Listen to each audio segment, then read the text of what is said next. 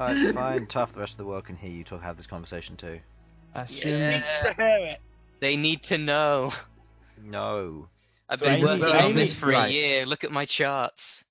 Amy is Chi-Chi then, Yes. and Oh shit! I guess I'm getting, Rogue is I'm getting a Bulma. call, guys. This No, is I an think excellent Tails time. is a cross of Krillin and Bulma. Oh no! Because he also builds the stuff. He's also... Yeah, so are you saying that Shadow fucks Tails, though? That is the real question. Oh no. To be fair, there's probably fan art of it out there. Anyway. I mean, if this Thing is, webpage I is to know be there is. believed... Thing is, there is. That's bad, Sam. That's bad, even by your standards. Anyway. I don't mean to say it. It just pops up when looking at other stuff, honest. Oh, yeah, Scourge sure. the Hedgehog is Turles. Who is Scourge the Hedgehog? Don't. Then we're getting into Archie Comics territory, I tell you what. Okay. That's enough. We're starting D&D. So, I am here. Well, we will have all our players here. Harlan had to go and get a call, and Sudz is currently being forced to do chores against his will. So, he'll be here soon, hopefully. I am here with my players. Sam. Hello. Simon. Hello. Infernal. Hello. And Will. Hello. And they are I'm not playing... ready for that. I'm used to being last. But you're not. Oh, Because no, Will's no, on the it's- bottom of the list now. So yes. I am here with my players. Harlan will be here shortly, and Sudz will be here hopefully soon, but obviously I can't tell. All currently good. Thank you, Matt.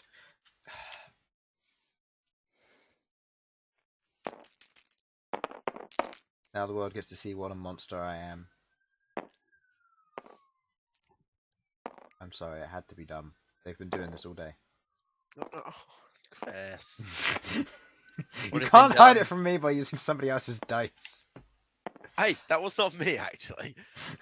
I'll blame it on you. Sorry, Simon. So, I'm here with my players. Yay. Um, I'm not even, that means I'm not getting credit for shit. this is the Dawnseekers campaign. Always happens every Sunday, most of the time, with the exception of a few one-shots here and there. We welcome Simon back from his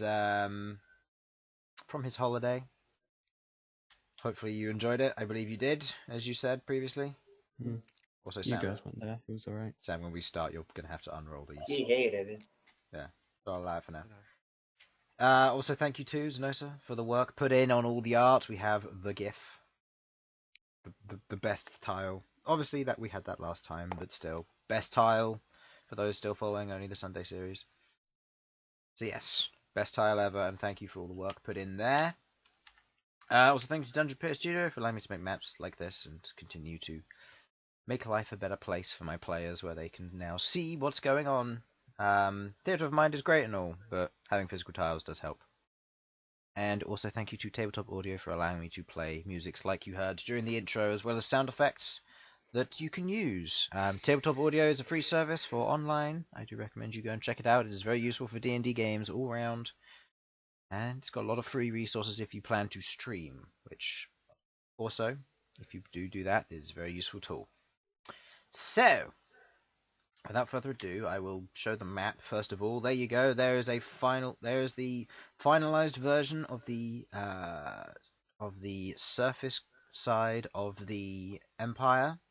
It is not made to perfection, unfortunately, because it's apparently very difficult to draw these things by scale when you have to do it one segment at a time. So this is what they've got to deal with so far, and yeah. So this is going to be a very useful tool for helping to understand where they are. This is not going to replace the previous tool down here, because this is the official map, and it is the one that is less detailed and doesn't look as nice, but it has all the details that they'll need in terms of routes, timings, and it's more accurate. So, without further ado, once Harlan gets back, that'll be great. But for now, I believe we shall get into this. So, last session, a party of adventurers, Sasha, Queglod, Bhold, Malcom, and Ghaakt, went to listen to the words that were to be spoken from an individual who was higher up in the authority of the Cathedral of Hope. With some choice words to harm the appearance of the Dawn Marshals, and after choosing to listen to it for a certain amount of time, the individual chose to attack the people of Adamanthia, forcing judgment upon them against their will due to the faults not of their own, but apparently that of the Dawn Marshals, the party. With this grand speech and the betrayal against Adamanthia, the party intervened and proceeded to attack the false guardian before them. Having his own agenda, Ghaakt got dragged into the conflict, which he wasn't prepared for. With a series of unfortunate events, with Chronicle Loy falling in combat, Queglod acquired a new artifact. A powerful artifact known as Night's End, or Nightmaker, sorry. And with this, Felipe grew to fight this scourge upon the city. So, following the previous initiative, and due to the nature of what has taken place, Queglod, you are first in the initiative here. Okay. Mm-hmm. Right. Okay, first of all, we're going to have... Felipe is acting on my turn, right? Let's just make sure. Yes. Right. So, Okay, then. So yeah, Felipe will act on your turn. He doesn't have his own initiative. He will, as previously explained to you, if anybody else is mounting him, then he won't have his actions, but otherwise he has his regular actions in addition to whatever. However, only you or him may use one or each other's movement. Can he fly if someone else mounts him? Yeah, he can. It just means that he won't be able to use any of his spells. Ah. Yes, spells? Yeah. You can only use him once per day for a certain amount of time, but hey. So, what would you like to do? Okay, I'm going to fly up into the air to be on level with the Guardian, Okay. first of all. Let's that's- just... Let's just do this. I probably should move this over one just so it's on the right tile, but that's fine. You know what, let's just make this easier on myself. Sorry, Will, you're going to have a duplicate of yourself for a bit. Ah,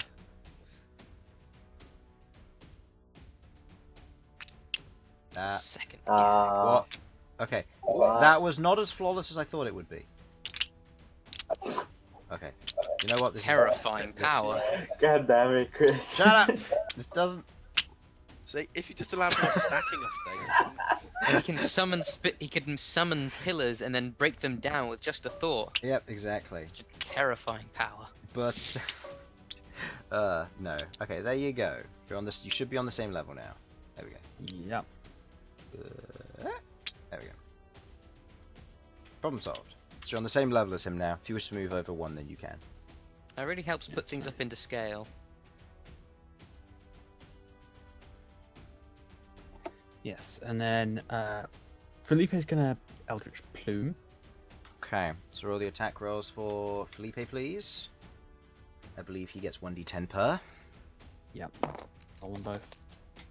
Okay. Neither of those hit. Wait, what's his attack roll, sorry? It's +7, so it's 15. 15. That just hits versus his AC.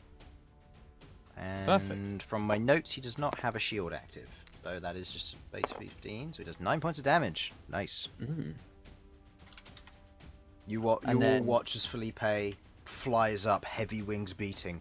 Whoosh, whoosh, and there's a little bit of windswept around your location as Felipe rises up into the air.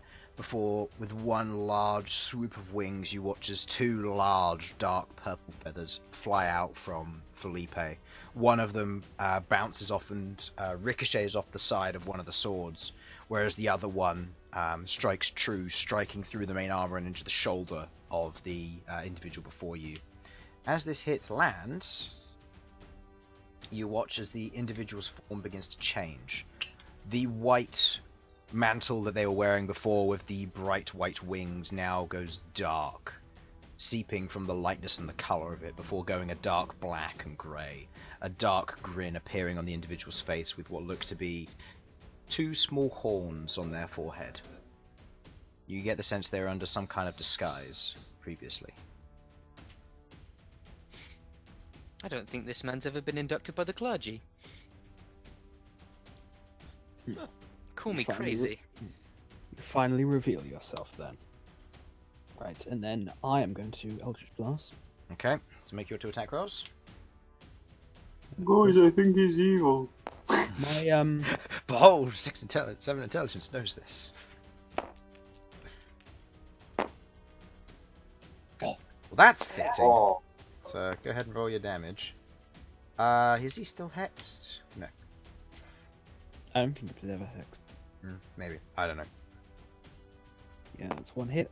That's... Oh. 4 force damage then. Why did you not roll the second one? It's a natural 20. Oh, shit. I forgot how that works. whoa. That's a 10. Nice. That's 15. Is it 15? No, 14. 14. 14 damage as you fire out one of the Eldritch Blasts. Again, this one, with your previous needle-like shape, sometimes a raven, this one becomes a large feather as you fling it out. Quill in shape, pointed end as it spirals towards the new form. One of them is battered away by the sword as it takes a more defensive approach. The other one striking true, tearing through one of the lower wings, leaving a large gaping hole in the lower portion of the wing. And that was what, 14 damage? Yeah. Okay. Good damage, good damage. The scythe disappeared or what? Which one? Yes, was the scythe. Yeah, there was a Another scythe spiritual here weapon, on yeah. the right. There was? Oh, I must have deleted it. by Spiritual accident. scythe. Yeah. Or was It's it not this got one? long left on it. I believe you brought it down to deal with these guys because it wasn't going to make it to him in time or something. It was Because when I definitely logged on in, the it platform was earlier. here on top. Okay. Oh, no, it was this one, wasn't it? Yeah. Yeah. No, okay, so yeah. We'll do that. Yeah. and- Oh, yeah, because his last weapon was the one that was down here, wasn't it? Yeah. Yeah, it's only got 1 or 2 turns left on it. I believe it has I don't- one from what we remember, because Yeah. it was able to get one in before the end. Yeah. Yeah, we will do that then with my bonus action. Okay, make the attack roll for that. With that being most of your turn over, Ghaakt, what would you like to do at the beginning of your turn? No, it doesn't hit. No. It'll be my turn. Well, there are like a bunch of dudes coming from this direction, so I kind of want to save my crowd control for that. So I think I'll just regroup up with the others to take care of them the usual way. Okay. Let's see.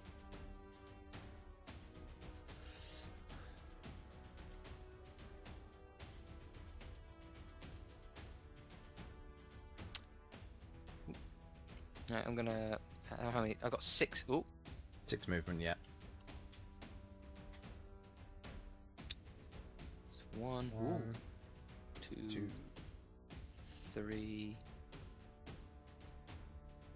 4, 5, 6. Yep, that's fine. Who needs healing?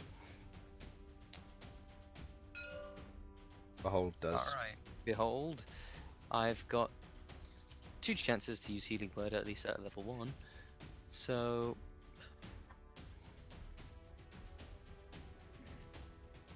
yeah, I'm just going to heal Behold with my Healing Word. Gain hit points.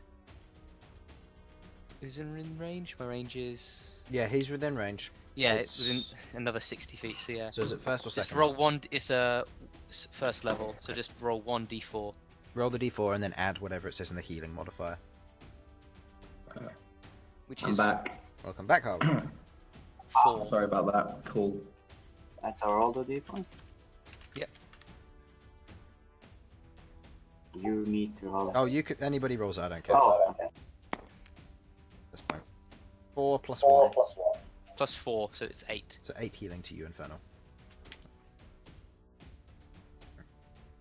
Okay. With The that healing being most of your word turn, is Jamboree. Jamboree. Do any of you? Did you want to use your action at all? Yeah, healing word is bonus action. You can. Uh, You could hold your action to perform an attack on one of these two if you wanted. I'll hold my action. Okay. So if either of these two get in range, it'll be to attack him. Because for holding an action, you have to say what you're going to do. I'm going to attack them if they get into my range of my melee. Okey-doke. Your turn is over. It is now the Guardian's turn. On his turn, he rolls 2d8. Okay, that is a 4 and a 1. Okay. I get to make an attack roll against you, Queglod. No. I'm assuming an 11 doesn't hit. No. No. Okay. Ooh. He fires. You watch as out of the 8 gems that are around him, you see one of them light up red, and you watch as he grabs it and proceeds to kind of point forward at you, and you watch as this streak of red light exits from the tip of his finger, traveling just past you. As it does so, you watch as the blade on the ground also proceeds to ignite with this chosen fire. Before you watch as a series of plants begin to grow up from the ground and grapple individuals. Harlan, Will, and Sam, I would like you all to make me strength saving throws, please. Oh no. Alright, is that a d12? That's your D20 that's your even? d20, but using your strength check, using a strength save. That 20 there counted like us. The whoops, rolling around. Dude, fucking hell! Okay. You begin as the plants begin to grow up around you, Elsyan. They manage to grab onto your arms, and as they do so, you find yourself becoming restrained rather than grappled, unable to move or do anything other than maybe use your mental magic. But it's going to be difficult with this lack of ability to concentrate. Fuck. What was your total, Will? 12. Nope. You become grappled. You're kind of held in location. You're still able to attack and move and so on, but you're currently stuck in your current location. You can't move. That's around. fine. I am exactly where I want to be. And Sasha, as the plants begin to grow up, you swing your mace. You swing your mace down once and then twice again, breaking off the plants that begin to grow around your legs. Stop that. Okay. The sword is trained on Harlan, so it gets to make its attack roll. It's going to concentrate on it. So that. Oh, this might kill me actually. That is a 22 to hit. Yeah, that'll do it. Okay, and the swords do. This is going to be fire damage due to what he chose. Oh, lovely. So that means that you take 18 points of fire damage, reduced by 3 due to your amulet, so that's 15 points of fire damage. Okie dokie. You're still up? I'm still up. Okay, cool. If it wasn't fire damage, would that have mattered? Oh no, I'm Okay, good. you got plenty of health now. I'm not dying yet. Okay, you got plenty of health. I'm getting there slowly but surely. But Okay. no, I'm. End of his turn, it is Arachne. Arachne can't really do much, so he's just gonna. So Arachne's gonna go 1, 2, 3. He's gonna move over here and attack the sword. Yeah, Harlan, you might want to. I don't know if you can turn down your sensitivity tool. Actually, no, just leave it. I'll deal with it in the break or something. Okay, well, Arachne hits. Arachne does. That is 7 points of damage to the sword, which is. Oh no, that's not enough. It's not quite there, and it's magic damage. No, that's. No, that's fine. That's 7 points of damage to that. And Arachne can't do anything else. End of Arachne's turn. Harlan, your turn. Okay. Infernal, you are Sasha, next. Sasha's bonus action is using the spiritual fist to smack this guy as hard as possible. Roll for the attack. Let me just grab that over quickly.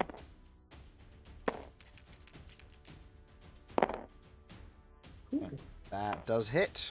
And that is. Wait, their AC is. Yeah, that does hit. That is 10 damage. 10 damage. Okay, that breaks it. Oh, wait, no, that's him. Whoops. No, that would have been a bit much. Nope, he is still up, but that does hit. The spiritual hammer swings in, striking again at one of the spots which has just been injured as you watch as he begins to cough up a little bit of blood, holding something around his neck. You bastard! And then Sasha swings around with the actual hammer and is going to try and just destroy this thing. Give me an attack roll then, please. It's the same one.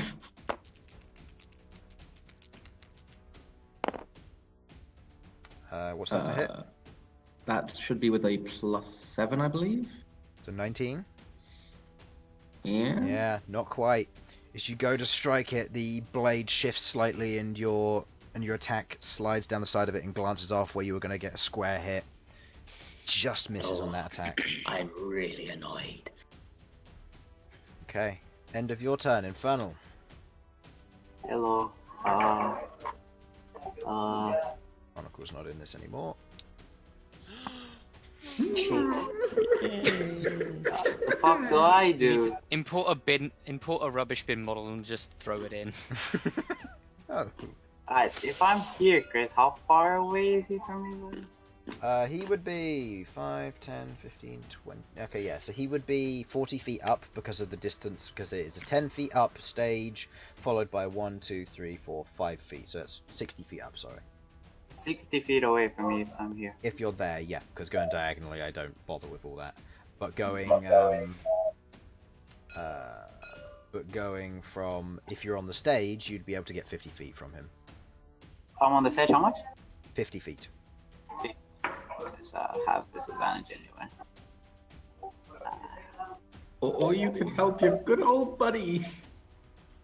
I can't, fuck. Can I use Can I try and get them out of the entangle? Yeah, sure.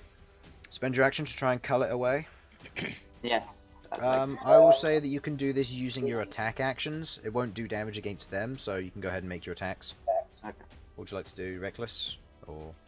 You have 3 attacks and you are currently... I think I'm okay. Okay. You are currently Actually- frenzied still, so you have 3 attacks. Yeah, then I'm not gonna reckless. So first one against Sasha. Oh, you are recklessing then. If you're rolling 2 dice. +8. +8, yeah. First one, you break away the vines. Oh wait, no, this would be on Will, because Sasha's fine. Yeah, I'm You fine. break Yeah. away the pieces away from Will, just tearing it off. Next attack versus Elsyan's one. Again, easy enough. You tear the vines away.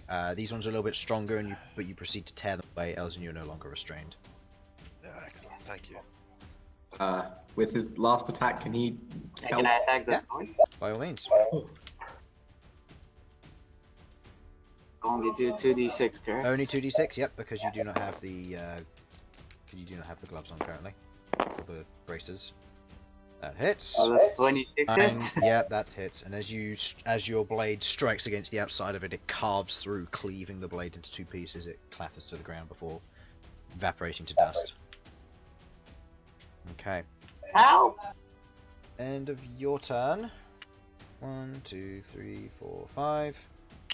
1, 2, 3, 4, 5. You'll get your attack. 1, 2, 3, 4, 5. 2, 3, 4, 5. You'll climb up on here and then shoot into the sky. Okay, so Will, make your attack against this skeleton. Alright. As you take your reaction to attack him. This one is going to attack Sudz. Nope, that doesn't hit him. Right. 5 feet strength, 2 hit plus. Oh wait, 1d8 plus 4 bludgeoning.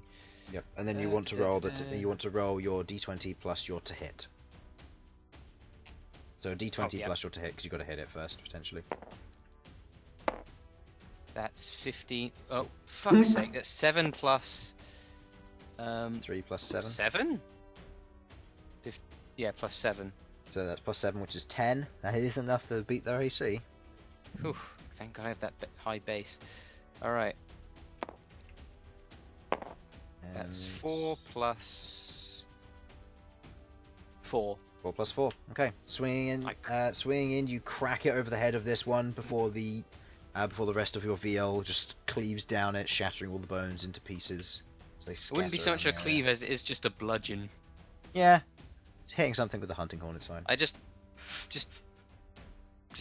can turn it into dust. Yep, it just collapses as it is. That is their turn, followed by his. 2d8 rolls. 2 more hits and I'll be able to do a buff. 2 and 7. Okay. Simon, I would like you to make a Constitution saving throw, please. Yeah. And this is going to be his first one, and then he raises 4 more skeletons. What? What am I Nice. This Constitution is saving perfect against? for me. What's my con save against? Your total 20. total of 20. Yeah, you bypass that. You feel as he draws from one of the orange ones as he brings it down. You watch this kind of thundery energy begins to coalesce in his hand before he pushes outwards. You watch as it reaches the outside of your head. You feel a pain inside there, almost like vibrations and just a general headache beginning to build up, but you manage to shake it off. Not being stunned by the attack. Why would he summon one over here? He doesn't get a choice where they appear. Oh. Is it compass points or? It's compass points based on a d4. Yeah. Oh. I just got 3 down here. So they're gonna die soon anyway, so they're gonna have a fun time. End of his turn because he has no swords. He has no swords, so he gets 1 more roll actually because there are no swords active. 5. Okay, you watch as a cold shield begins to grow around the outside of him. Not a previous shield, but something similar to what you know. Queglod. Okay. That is a... Okay. So he gained that many. Okay. Go ahead. Back to the top of the round. Elsyan. Excellent. Right then. You've had a lovely roller coaster of emotions. I've been tied down. I've been let off. It's been a whole weird thing. Yes, but at the end of the day, you're free. Now go, my child. Go be free. Actually, I'm younger than you. Fuck. Well, fuck it. Let's see if any psychic shit will work against this guy right now. Yeah, might as well just straight up use Hammer of Inquisition on the flying guy. I believe I can. Yeah. Can't I? Yes. Yeah, Yes. with the new side point improvement, you're able to reach him properly. Oh yes, because with each one it adds. Adds 10 feet, yeah. Yeah, so I am going to do that with my maximum amount of side points I can. Which is 3? 3? Isn't it 5? Oh no, it's 5 now, isn't it? Yeah, it's 5. Actually, no, I'll just do 3. We'll just do 3. Okay. If you want to make the damage roll, I need to make the intelligence saving throw. This is with a +6. That is a total of 9 he fails. And that's 22 points of psychic damage. Oh, I love you, Elsyan. You Yeah. beautiful little glass. You watch as rattling lamb. as with you, with the mental strain of being like pulled tight and restrained in place, now with this kind of looseless, you shake your hands a bit.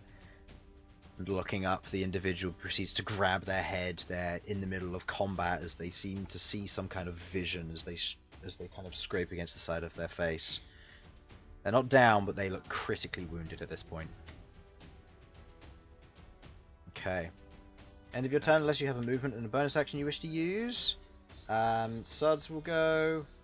I'm going to assume he's got Shillelagh and just attack, because he's not here to say otherwise. That, with his charisma modifier, does hit. Takes a d8 damage. And that is enough to kill it. That's dead. And then he's going to proceed to move over 1, 2, 3, 4. Over here, and then he's going Wait, to... Shillelagh concentration? No, he can just use it and it lasts for a minute. End of his turn, Queglod. You just watched as the individual ahead of you just grabs his head and begins to groan. Okay. Is my scythe still around, or is that gone? Your scythe disappears now. Yeah.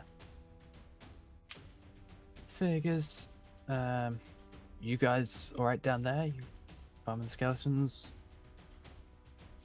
Is that in character or out of character?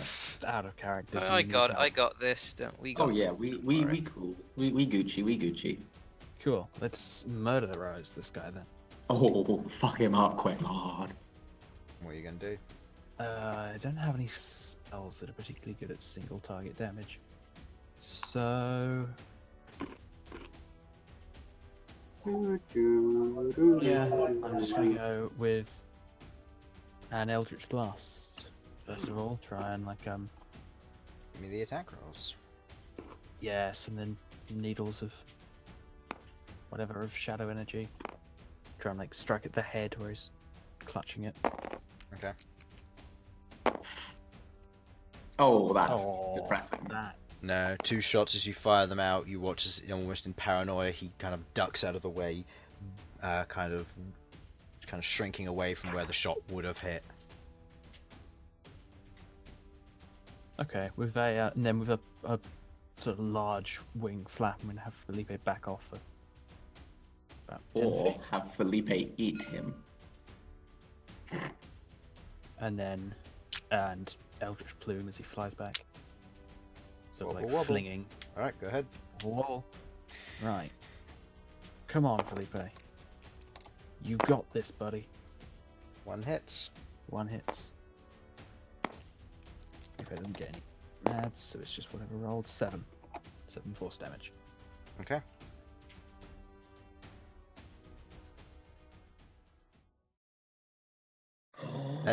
As Felipe flies back, with one last beat of Felipe's wings, you watch as this large feather flies true. You watch as the first one, as it flies over the top where he ducks out of the way. He looks back forward, and you watch as it just pierces him straight through his forehead into his skull. You watch as he goes to clasp it as if to try and pull it out, but with a weakness taking hold, you watch as his arms go limp and he begins to fall to the ground. As this happens, the skeletons crumble to dust. You watch as his form falls before hitting the ground. Face down, you watch as it just plummets in, breaking against the wood. And as this time ends, you feel the pressure of the red border around the outside fade. You watch as it breaks away and the people return. You see Gree, Abod, and 13 standing in front of what looks to be countless undead, destroyed over the portion of time. You see guards wounded in all places, being currently taken away as best they can, with skirmishes happening here and there, with the guards cleaning up the pockets of undead remaining. Combat is over.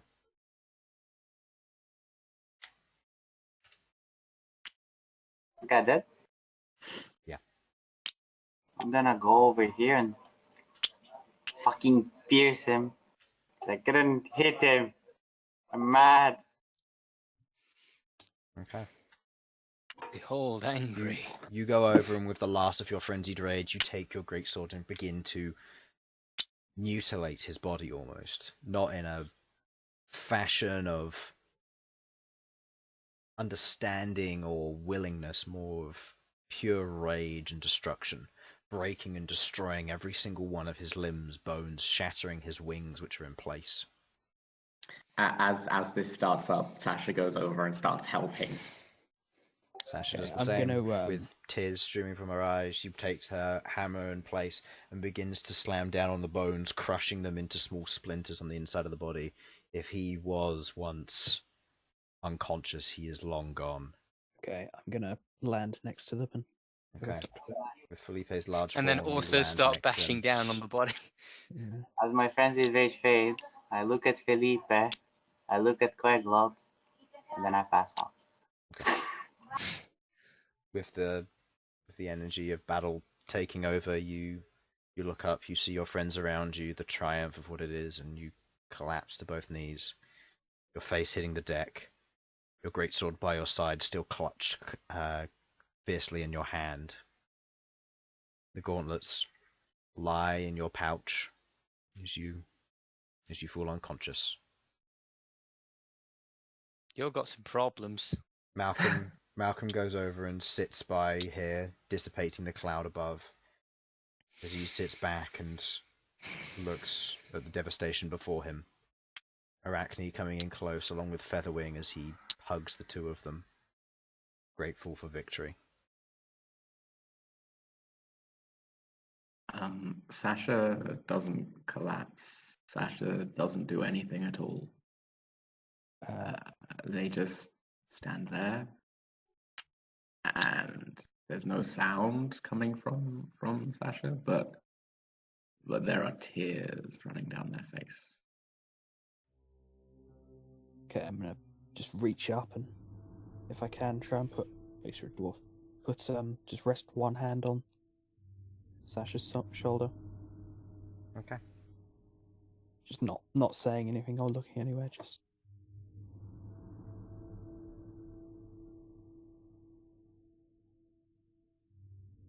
Elsyan, Ghaakt, would you like to do anything?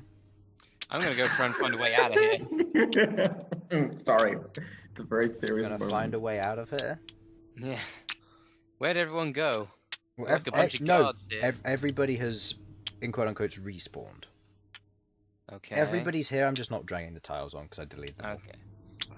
I'm effectively going to.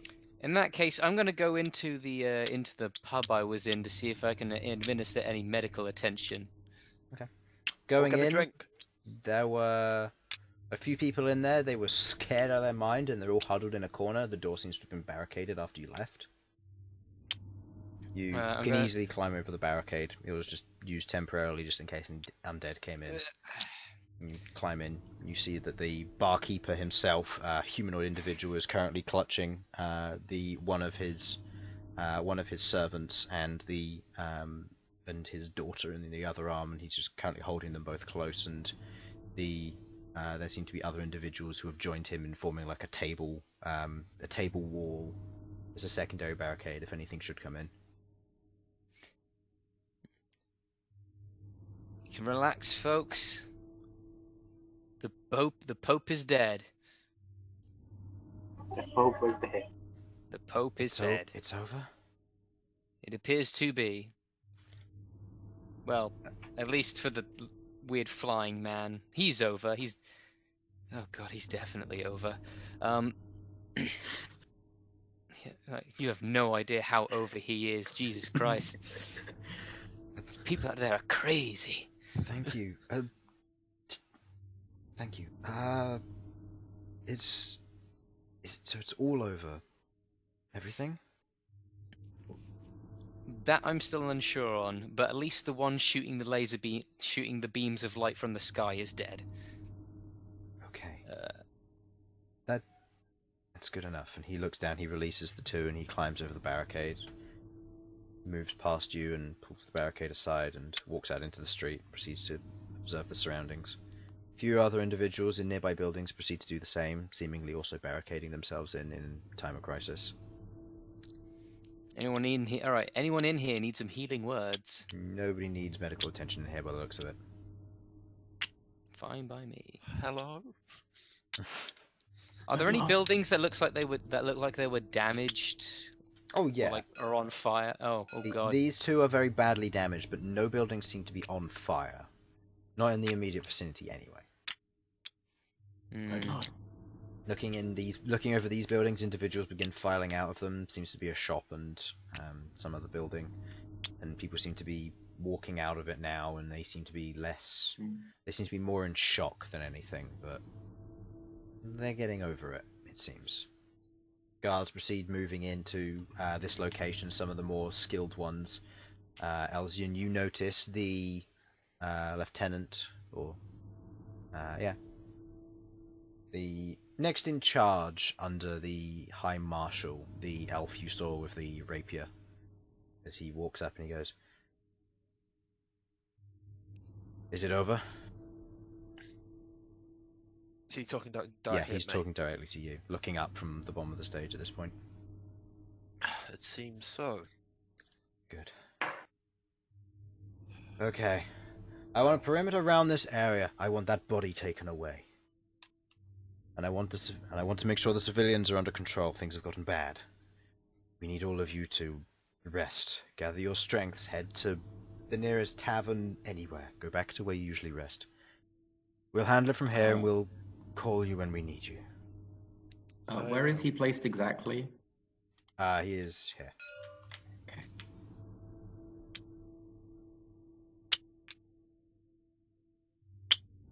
Slowly walking over. You walk to the edge. I think for the sake of Like, I'm assuming I'm kind of covered in spatters of blood after. Yeah, the you are. smashing. You're covered in blood all over your armor, but at this point there are quite a few people who are, either from their own injuries or from somebody else's. So. Find Rohal, Aleuir, Hurricane, and I'm forgetting the other's name. Reagan. Find them. Aleuir has gotten in contact with us already. He has said that everybody who's a civilian, including you lot, is to go back to the inn. You're to proceed to rest up, gather your strength. We don't know what's ahead, but this has left a mark, and we've got the guards on it now.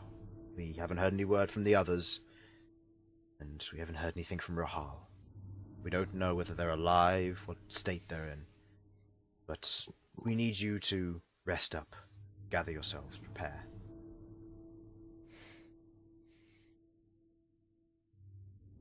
Is that okay? I suppose so.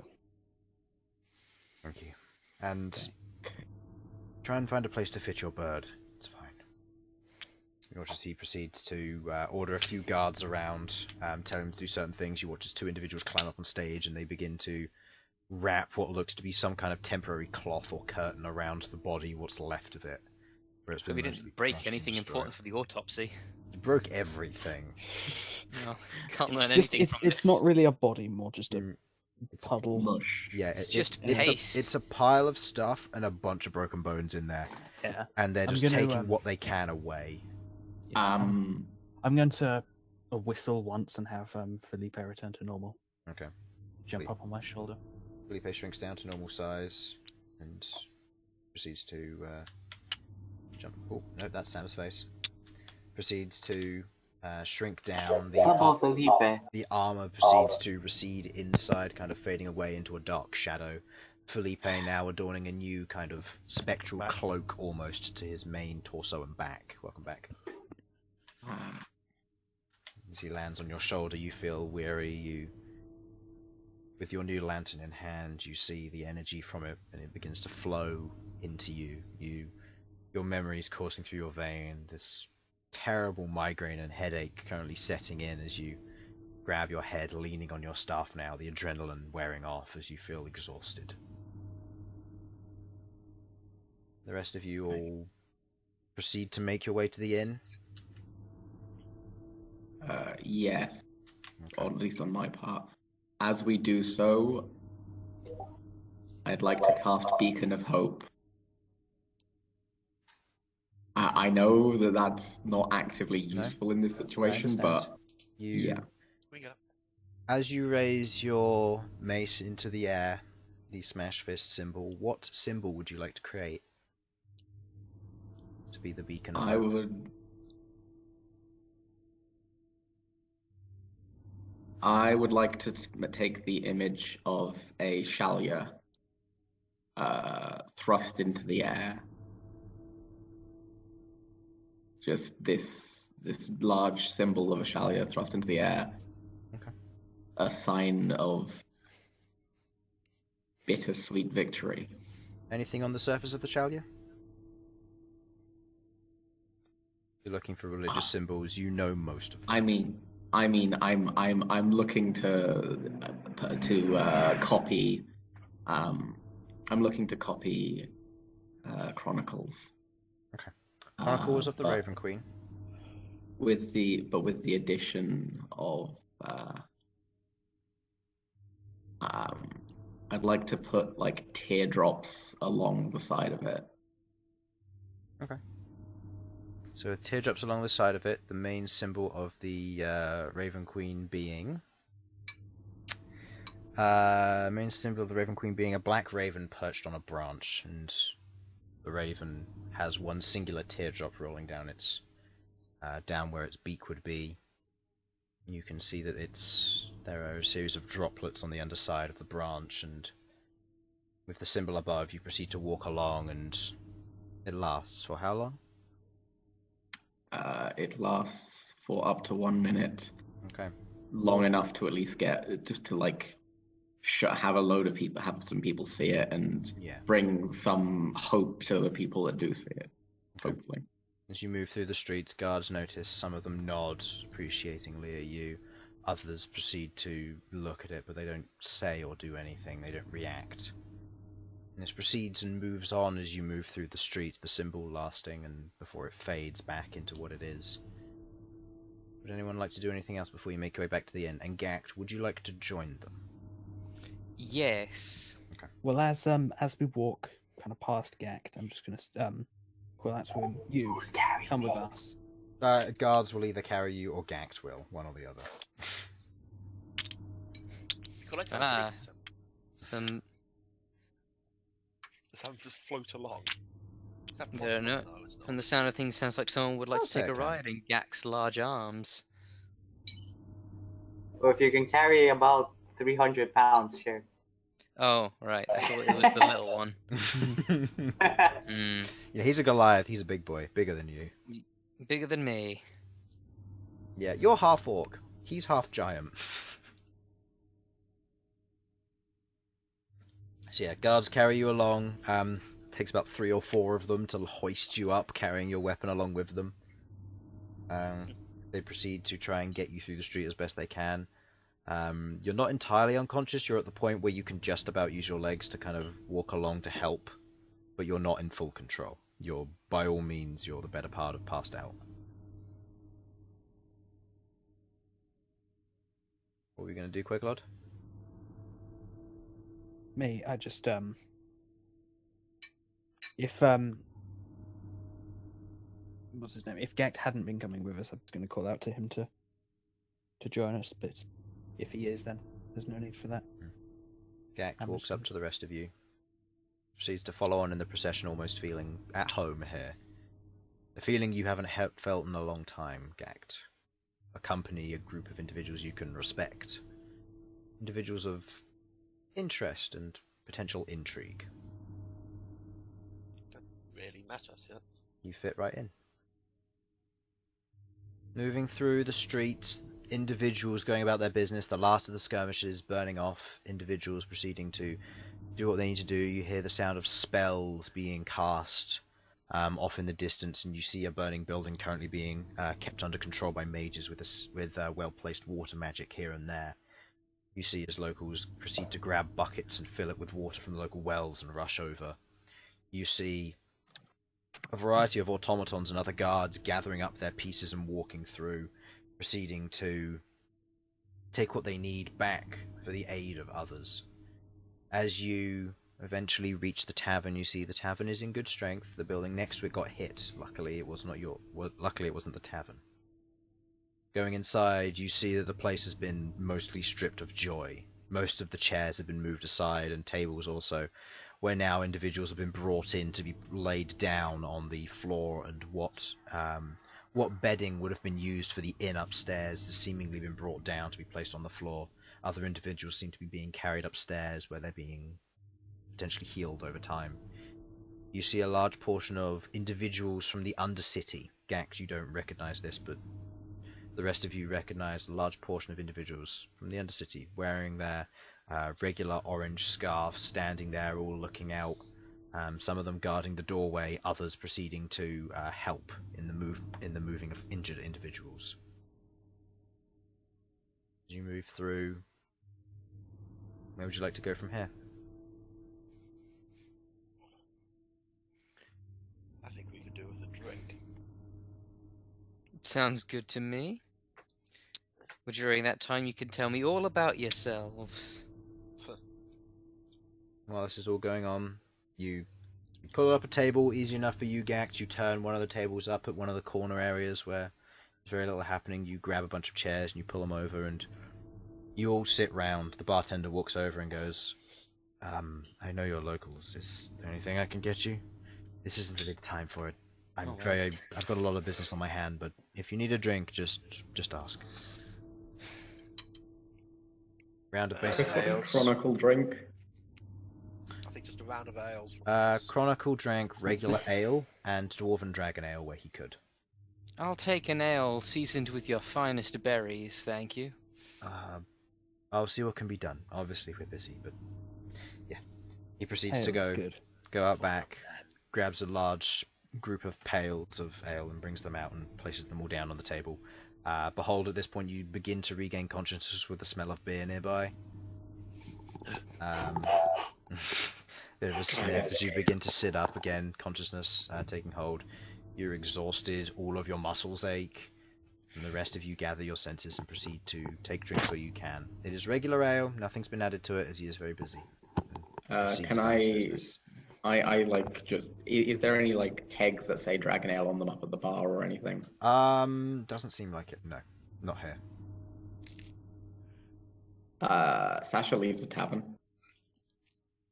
Okay. Sasha gets up. If you want to know where you would find Dragon Ale in the Under Tavern, you'd find it. Sasha's going there. Okay. Proceeding to go down through the doorway. The rest of you see as Sasha gets up and proceeds to slowly walk off, plodding down the stairway leading into the fighting pit and then to the Under Tavern. Barkeep walks over and says, "If you need to take your drinks to go with your friend, go ahead and do so. I don't mind at this point. We've got a lot more on our hands that we've got to deal with, and in all honesty, if you've come back alive, you probably did something. So, go. It's fine." We ought to be together at the moment. Suppose we should go. You should go with them. Agreed. We should be together at this Come time. and have me all journey back. Malcom gives a nod, at this point pulls his hood back up, kind of hiding his face a bit more. A little bit kind of sad of what's taken place, even though he doesn't fully understand your team's relationship with Chronicle. He proceeds to follow along as best he can. Arachne currently riding on his back as best she can, Featherwing on his shoulder. Proceeding in, you go down the stairs, and the individuals on the other side, they let Sasha through without a worry. They give a glance at Ghaakt, but proceed to let him pass after realizing what's taken place. Some things have happened, it's not the time for it, and you proceed to walk through into the Under Tavern. Gen is there. He has what looks to be a large amount of dried blood on the left side of his head, and running down into his first chin. You can see he's obviously sustained some kind of injury, and you can see a bunch of other individuals are currently also propped up against the walls, currently recovering and being tended to by the fighting pit healers. He is behind his bar, though. I'm not saying a word. Sasha goes up to him and casts first level Cure Wounds on him. Okay. As you cast the first level Cure Wounds, it begins to seal up. The dried blood remains, but the wound is completely healed. It's like, thanks. Sasha just point. Is there any casks of Dragon Ale or anything around here that would like fit? There's casks around, and you've got a mug in your hand. Sasha points at it. Dragon Ale? Nod. I'll get you that. He goes over, puts a little bit in your tankard, and brings it back to you. So I hand over the usual amount of gold. I don't know. Yeah. So there would be like a couple of silver. So just handing over a gold piece. Place the gold piece down. He takes it, puts it in his pocket, and looks at the rest of you and goes, "So what happened out there?" Well, seems to... Sasha just drinks. Yeah, you sit down at a table and you proceed to drink. We're not entirely sure. All I know is the city's been under attack. They came down here and started attacking us as best we could. Thankfully the boys were ready, but got hit in the scuffle. But it's fine. It's fine now. If any of you need drinks, feel free to ask. I'm supplying drinks for those who are injured to ease their wounds and passing for some. A lot of good people have died today.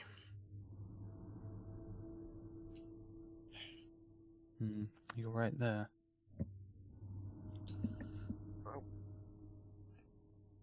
we've got to discuss our next move. What was that? Meat. Yeah. You just say meat. Yes, I yell out meat. Okay. Does anyone have any meat for the Goliath? He again gets you a sufficient amount of meat. It's questionable. You don't know where it's come from, but he gives it to you. I don't care. I'm eating the meat and starting to cry. Okay, it's pork. The meat is made out of people. Yes, pig people, known as pork. Pigsbees. Also known as the hoofed dog. Or poogle. Arseholes. You proceed to chow down on the salted pork. Most of the atmosphere of your party is quite sad at this point. Elsyan and I Ghaakt are cried the only also. ones who aren't proceeding to feel particularly down. Malcom also, but Malcom remains silent and solemn during this entire engagement. Who's the other one who is not as... Elsyan, Hello. Elsyan, the has high very little elf bit of- who wears really posh clothes, and despite getting blood on him, the blood seems to run off of his clothes. And Malcom. Malcom is the tiefling who is currently head down, just staring into his cup, being very quiet and not wanting to say Okay, much. so if you're looking for the tiles, what they are, it's It's Sam and Sudz, yeah. Sam and Sudz. You don't need to move for tile, you can just engage as we want. So, I'm sure there's also sort of multi-month long, or maybe even year-long run-up to what just happened, and trust me, I don't need the details, but you guys have something to do with what just happened there?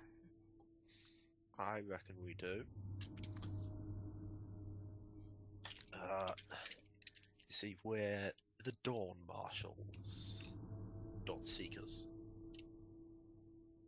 and that man who killed our friend just so happens to happened to believe that we are fake.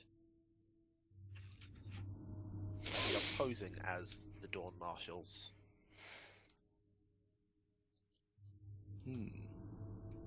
So what are you, some kind of heroes of legend or something? That the Dawn Marshals are, as far as I recall. Yep. You've heard vague stories about the Dawn Marshals from where you've come from. Yeah. The Dawn Marshals, this is in relation to Ghaakt here. Okay. From what you understand of the Dawn Marshals, they used to be an old band of individuals. Your history isn't great, but they were an old band of individuals who conquered some great evil in a land distant from your own.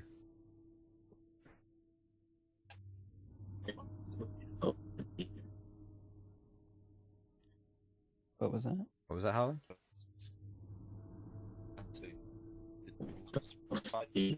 Oh no. Simon, you're hearing that as well, right? Oh no. Discord's being weird.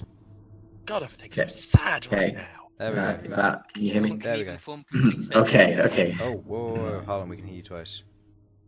Oh. Leave and reconnect, please.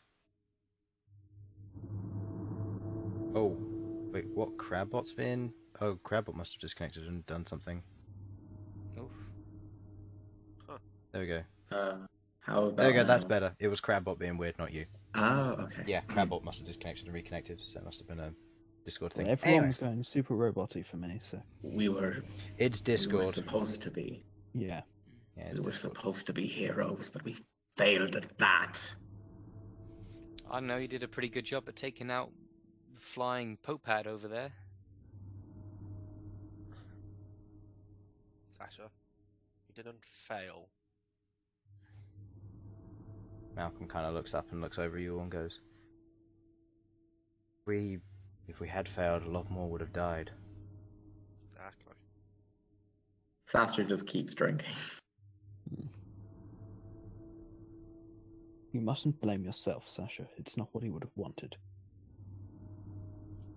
That's not helpful. I could have been better. I could have been faster. I could have healed him. No, you couldn't. You don't understand what his nature was. What was his nature then, Queglod? He existed on borrowed time.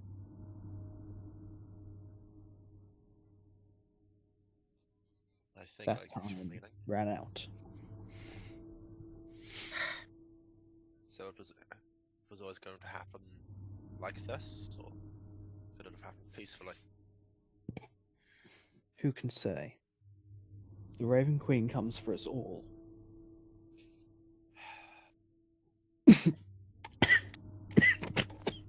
think the Raven Queen comes for Oh no! Apologies. Queglod begins to choke on her ale as she finds something within inside of said ale. Relatively small stone. Nothing much, probably a bit of debris. She starts dying of old age. Dying of old age, she's young now, she's in her mid-30s. What? Oh.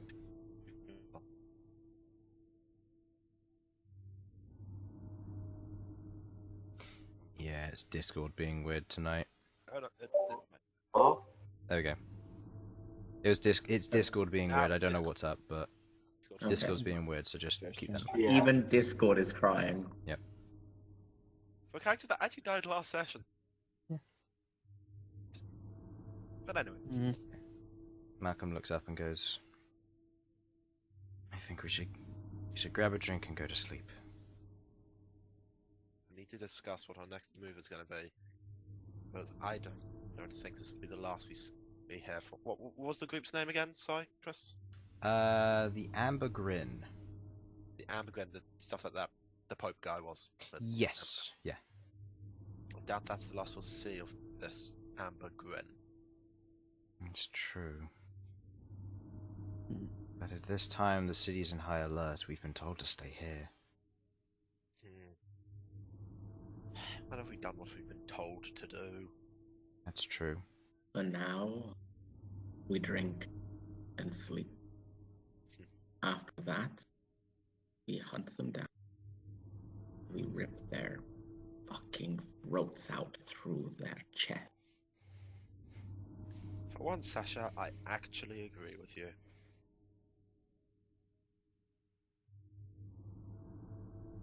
You proceed to drink the next couple of hours, discussing general things about your characters, understanding one another.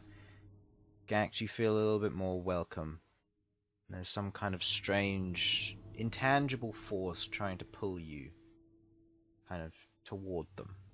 An understanding of kind of a collective, that these individuals are ones that you should work with. You don't understand why, though. As time passes, you drink your ales, you proceed to finish off your drinks, and you go to sleep. The morning comes around.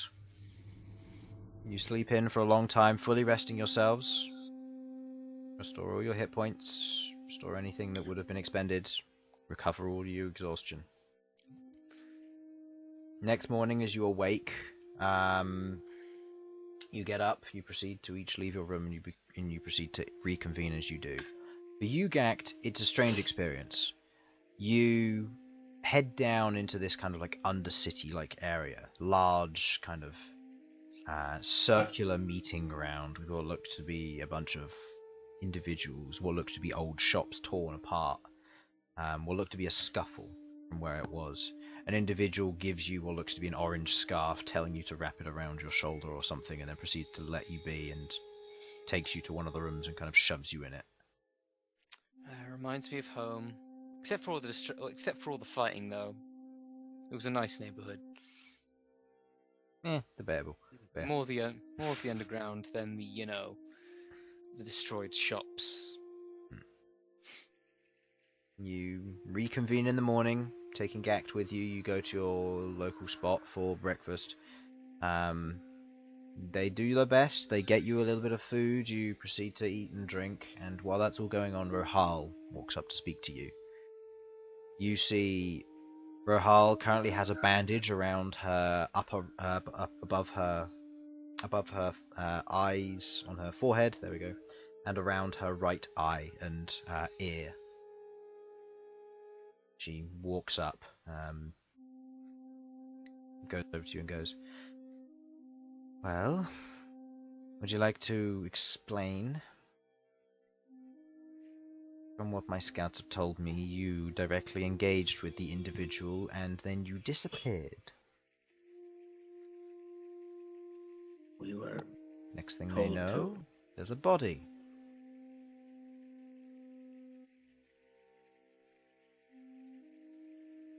Well, He killed one of our own. Chronicle, there never was a body for Chronicle. No, that's why he killed one of our own. That's why I said rather than say. I don't think they ever saw Chronicle, did they? No, they never did.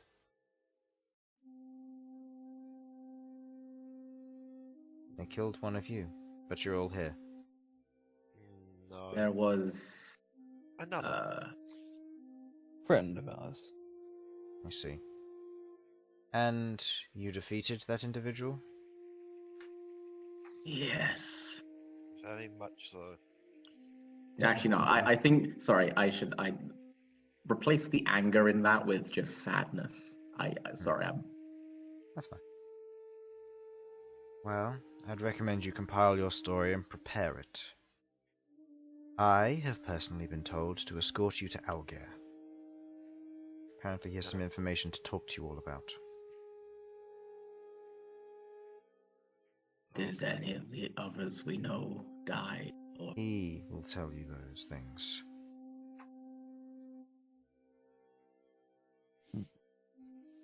You watch as a few other individuals, Tiark included, proceed to help anybody up who might be injured, but sleep has mostly helped you recover.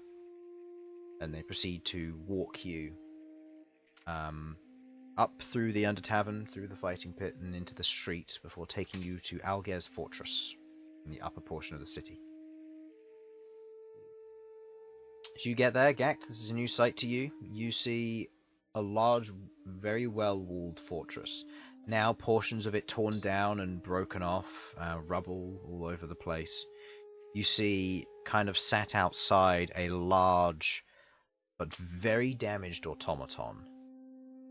A large construct of clockwork and magic, currently probably about 15 to 20 foot high, currently sat in front of what looks to be a large gate. And do you proceed in? Would any of you like to do anything? I'd like to look around, just general, see how, what sort of mood is. I presume quite solemn, but... Yeah, a lot of people in the street seem to be mostly solemn, and a few people seem to be sad. You do... Give me a perception check, actually, for this bit. Okay. That's with a plus 6. Plus 6. Plus 6. Looking down the road, you can see a variety of shops have been destroyed. Some individuals seem to be clearing away rubble, what they can. Some individuals are crying, some are angry. But all in all, the general people seem to be trying to pick themselves up as best they can. You also see guards moving around in large patrols, seemingly moving around as if trying to resist anything that's happening.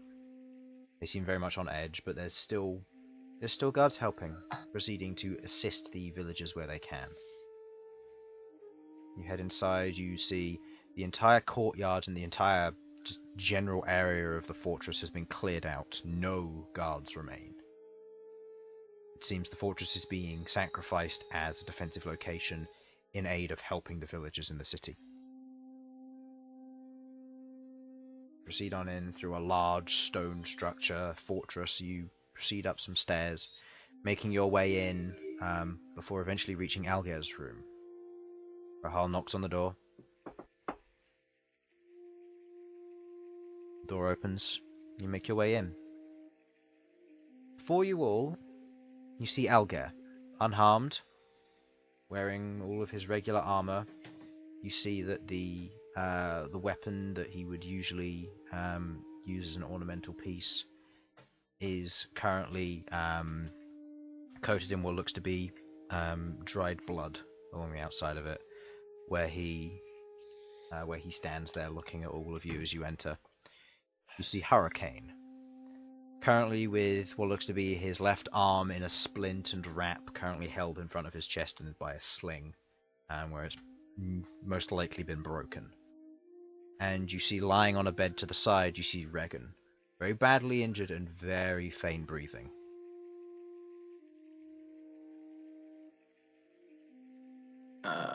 You're all here. It's good to see that you're all here and you all made it. By the looks of it, anyway. Indeed. You lost one of your own, I see. Yeah. Is Regan okay? He's in a coma. He won't be waking up. Anything that can be done for him? Healing magic won't work. We need something more powerful. My mental magic doesn't help, and, well, the closest we have is a relatively high level wizard or mage from the capital. But with the state that he's in, I don't even know if that'll help. At this point, only natural healing will help him. I'm going to immediately just go over to him and start praying. Okay. So, You begin to Aleuir, pray. What do you have for us? Sorry. That's fine. You proceed to pray, and as you remain by his side, you try and get what healing energy you can into him. But even through the divine, you're incapable of providing any real aid. I'm just like, under my breath, I'm just begging a Turan to help him. Turan, not being a goddess of life, can't provide assistance in this. She's incapable.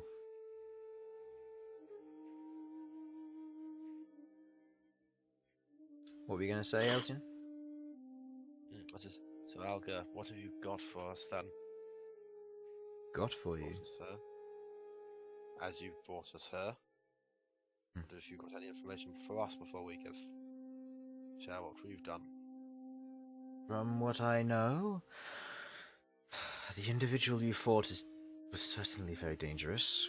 He possessed some kind of magic to restrain us. For a short period of time, he teleported us to different sections of the town and locked us in with monsters. Regan, being without his construct, was unfortunately put in this dire situation. Hurricane broke his arm. I was able to fend off what I could, but I too have sustained some injuries. They are healed, thankfully. They're healing slowly. And Rahal took quite a bit of damage. She may not get back her eye. Oh, I see. I would also recommend that you do what you can. The city is in turmoil. The guards aren't out there in force just to protect the villagers. They're to suppress any who try and rise up. Looters and the like, fair enough. Yes, looters. We've also heard reports of individuals trying to incite violence, trying to make the best of this opportunity. Most of the individuals don't listen to them and suppress them, but we've had to put martial force in places to try and hold them in, to stop them from causing chaos. We've also gotten word to the Emperor, and already he is gathering his advisors. I am to leave in 2 days. It is most likely that we are going to war. Against who? The Alliance. They were sent by the Alliance? That is what is suspected. Magic has been used to detect what they can, and from what we know, these individuals are causing terror attacks. They use undead, similar to how the Alliance have used in the past. We suspect that is where they are from. Only time will tell, but it is very possible that we are going to war. If not with them, with someone. This is a key location.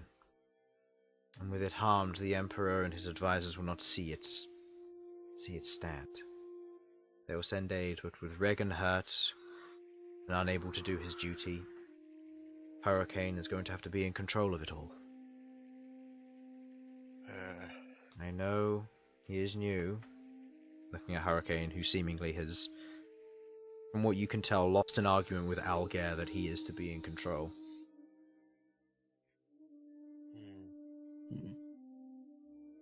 The city is in the control of Hurricane and Rahal. With their guidance, they will keep this place safe.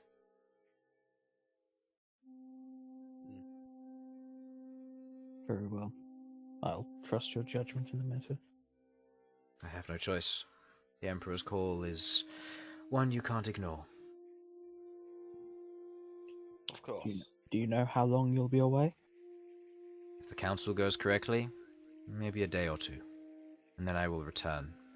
So not long. But if we're going to war, I may not return until it is over. Just checking, do we have any confirmation that this involves her? None so far. Just making sure.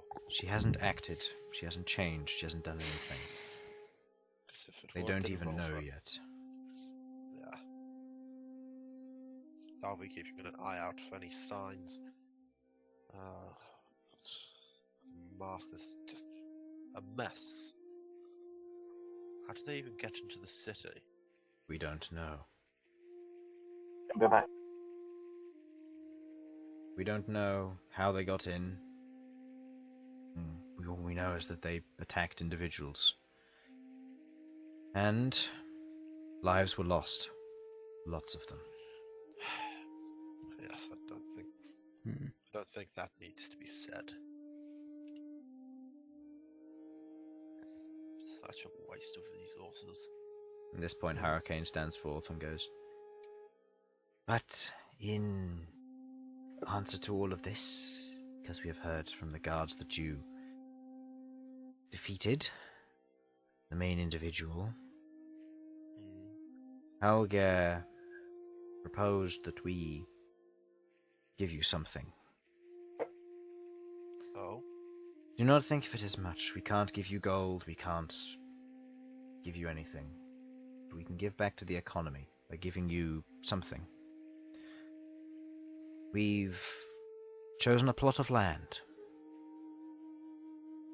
It'll be yours to do as you wish.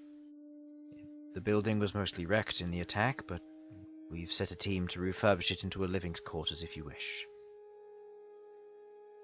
It's up to you if you wish to own it or not, and you can proceed to talk to the building instructor if you wish to have certain things built. But that is entirely up to you. We've given you this simply as the best payment we can without looking like we're taking favorites. That is fine. I'm sure we can find a use for it. Thank you. There you go. You will start with the living quarters in that document. Oh. Okay. La-dee-da. Yep. The location of it in question is in the blacksmithing district, as per request by Aleuir. The area of it has not seen a tavern in a long time, and well, he thought it might be a good idea. But if you wanted a simple house there, it's not a bad spot. It's a quiet area, for the most part. It also means you'll be close to supplies, and you'll be close to the main road leading out of the city. And if you don't want this, we won't force you to take it, but know that this is intended for you. I think we should take it. We'll take it. Yes, I think so. It's a nod. Do something with it that Chronicle would have been proud of. You're the ones in control of it. Do what you think is right. And Yes, I'm sure we can sort something out.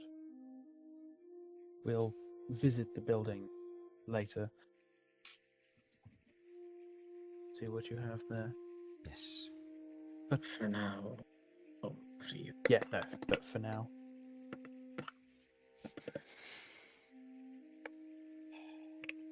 For now, what do you need us to do? How can we help in the city? Carry timber, help the injured if they need it, support those who need their assistance. Otherwise, you are free to do as you wish.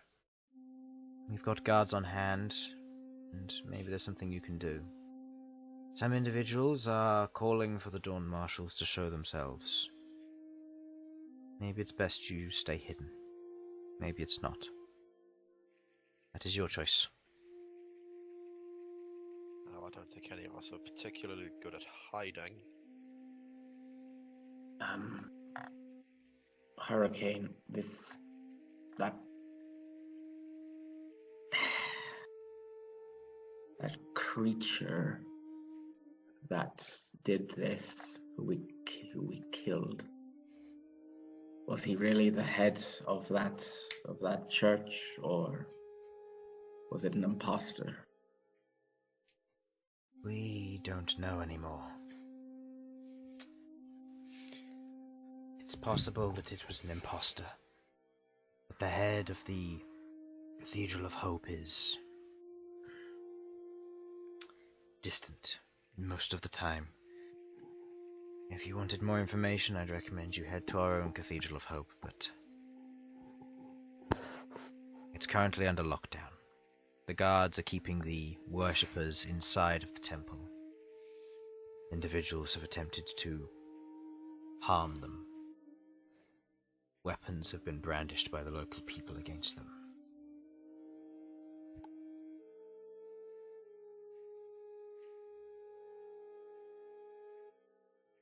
Anyway, enough doom and gloom. Go out there and make a difference if you want to. Otherwise, you are free to leave. Or you can start making a life for yourself if you wish. Gives whatever smile he can. I'm going to go help rebuild the city and help out with my healing where I can. If anyone would like to join me, that's fine. I would join you, but Sasha, I've got a small favour to ask of you. Mm. I need someone to protect me while I do something quickly. No, I don't know if it's going to be quick. Protect me or end me if need be. I'll protect you as best I can. What are you planning to do, Elsyan? I've got another shard. I'm going to do something with it. See if I can provide any help. I see. Let us go to a safe place then. Of course. Okay. And before you do that, we will go on break. Okay. It's about half past, so we'll take a quick break there. Yes, we will be back momentarily, and you all better get your moods up. So, yeah. People are dying, Chris. Granted, but still. Anyway, so yes. They were dying. The dying has been put on pause for the time being. Exactly. So, we'll be back momentarily, and yeah, stick around.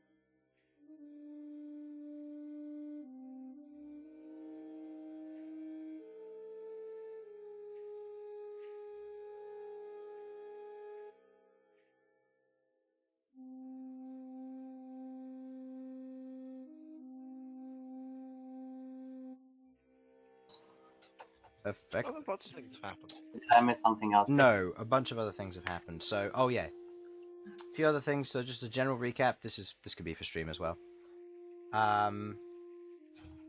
Just so that you all understand what has taken place over the course of the last hour and a half. I'm just going to change just turn the music off for now. Over the course of the time, our players have defeated an angelic-like individual, rested up and proceeded to get themselves a house, while also learning that Aleuir is mostly uninjured, Rahal has a slashed eye, Hurricane has a broken arm, and Regan is in a coma. Those are the main things that you know. I told you. Alright, so, with all of you back there, unless there's any other questions you wish to ask, you're welcome to go out onto the street and do as you wish. I need to find somewhere safe. So I'm gonna get this shard dealio done and out of the way. Where would you like to Done go for that? diddly done did. Well, I mean, I guess I would have a question for Reagan. I mean, not He's- Reagan. I was gonna say he's- Aleuir. Okay. Someone in a coma, a question. Since Reagan's in a coma, does that mean I won't be able to get my permit that he was talking about giving me? Permit for what? Exactly. Arachne here? Oh, that can be organized. Yes. But for now, don't worry about it. This is Hurricane talking to you, by the way. Yes, don't worry about it for now. With the city how it is, in the fact that individuals are causing trouble here and there, it's least of our worries for an individual to be carrying a spider. If any of the guards do stop you and ask, just... He goes over, he takes one of the pieces of paper, and Quill from Algeir's table proceeds to write something down, signs it, and just hands it to you. Use that for temporary notice. It'll expire in about a week or so. We'll get you a license at some point. Okay. Aleuir, are there people, or Hurricane, whoever would know, are there people still working on the plot we were given, or will it be empty at the moment? There will be individuals working there, but they'll be working there until you choose when. They have a small drop box if you wish to leave any requests for what you want them to work on next. I believe their general upgrade is they can either make the structure generally stronger, or they can proceed to work on more financial means or personal things that you would like made. That, again, is up to you, but they will be working there. They are associates of Regan, and they might be glad to see you there if you do go there, but again, that is your choice. Right, thank you. Queglod, let's find somewhere for Elsyan to do his work. Yes, you mentioned these living quarters are in a state of disrepair. Who's aimed at? Oh, sorry, mostly to Sasha, I guess. Yes, I believe so. I don't mean you, but yeah. Right. Well, we can check them out later then. Perhaps... First thing we do is go. Perhaps the Under Tavern then? Yes, we can go to my room in the Under Tavern. Probably be the safest place. Most likely. I have no idea what will happen when I do this, by the way. Okay. But that's part of the fun. Okay. So walking back with Tiuk, because Tiuk and all that will be heading back as well. Rahal will stay here. You make your way through the streets with your passive perception. What's yours, Elsyan? I believe yours is the highest. It's something monstrous. My passive perception is like 22. No, that's passive investigation. 21 for my passive perception. Okay. Looking around and through the street, you see all manner of individuals. People working, people proceeding to go about their business. Some people are You notice that most of the shops are closed. There are a few ones which are more medical based, which have their shops open. They seem to be handing out supplies to where they can. There seems to be food and water being handed out. You see in the center of town, where you just passed by it, you see that now the stage has been torn down, and kind of as a temporary setup, you see 3 stone giants with a large cauldron currently making soup for the masses. Are they the Are they what, Info? Are they the stone giants that we know? Yes, they are. Sasha just like, sorry, Elsyan, I gotta go make sure they're okay. Sasha immediately starts heading over to them as quickly as they can. Mm-hmm. As you head over, you see one of them is currently stirring the pot. You recognize that one as Obel, the main one that you speak to all the time. The other 2 you don't know by name. One of them is wearing what looks to be armor and has their 2 rock dogs currently resting over by some kind of temporary hut that they've set up. And you can see that one's chopping vegetables with a knife, and the other one is proceeding to grind up something in a mortar and pestle. Oh, well, are you all right? Are you and your allies all right? Oh, yes, thank you. Thanks, Sasha. We're okay. We had a little bit of a fright from the undead, but we did what we could. We saw a few people get hurt, but we carried them to safety and protected what we could. We're just making food for those who need it. If you need a bowl, feel free to ask. It's free of charge at the moment. I wouldn't want to take it out of anyone else's mouth. I'm just glad you're all right. Yeah, we'll be heading back to the Skycalm Keep in about 4 days or so. With the nature of all this, we're going to help out what we can here and then head back. That's fair. We'll let them know that you're coming once we get there. You were taking a different route from what you said last time. Yeah, we'll see about how things play out. What just happened. Understandable. I have a spell called Sending. Have you heard of it? We stone giants aren't that good with magic. Our leader, she's pretty good with stone magic, but nothing else really. Well, it's a magic that allows you to contact people from vast distances. Right. Essentially, it means I can send a short message to people. And if they know about the spell and have some basic knowledge of how to, they can reply with it. So, you're telling me how to reply? Yes. Got it. So that we can stay in contact if need be. Yeah, easy enough. Do I just think the message, that kind of thing? Or do I say it out loud? You compose a short message, no more than 25 or so words. Right. And then you sort of feel for the connection in your head made by me using the spell, and then sort of try and push that message along it is the easiest way I could describe it, I'm afraid. Right. I'll give it a try when the time comes. Right. Anyway, I am. Hopefully you can help where you can. Obviously, you're well equipped to do so. We're sorting out some personal issues first, and then I at least am going to be helping with the repair work. Right. Right. Look after yourself, Hobble. We will. Okay. Sailing on your way, reaching back to the tavern, you go back into the tavern. A lot of the people who were injured have been taken care of, and they're currently sat around. There are a few individuals currently sat around drinking silently. Some individuals are eating what food they can, and they're getting rest, and you head down into the Undercity. And eventually you reach your room, Elsyan. What would you like to do?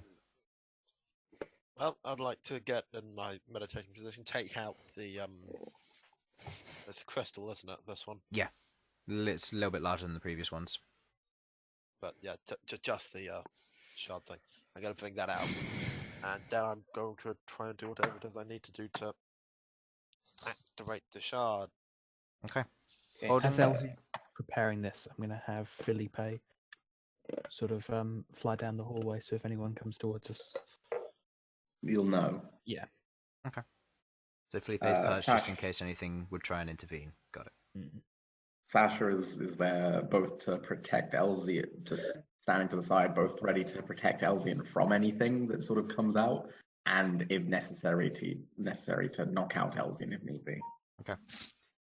So we don't know what's going to happen here.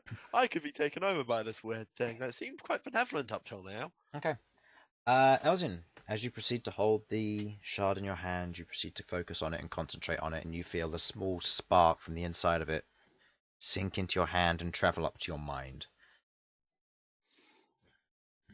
You watch as the rest of the world around you goes dark. Meditative state setting in. I would like everyone to move to the other channel, please. I was 100% expecting that. Oh, come on. That's why Sudz was the first one to go. Go on, Harlan. Oh right, sorry. I thought you. I thought you said you were. Harlan, moving to leave another channel. already. I moved him. Fucking hell. Love the man, but Jesus Christ. Anyway. So,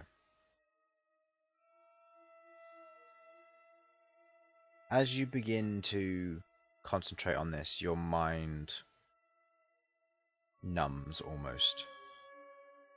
The shard sets in and you watch as the previous black and red smoke before you begins to warble. You watch as a dark red and purple shard, the one that you've just picked up, moves closer towards, and you watch as it hits the outside of some kind of sphere. It's encompassing this smoke. You watch as it hits the edge of this, it kind of evaporates into some kind of smoke and mist as it coalesces with the rest of it. Before you watch as the form itself proceeds to move forward towards you, taking on a humanoid form.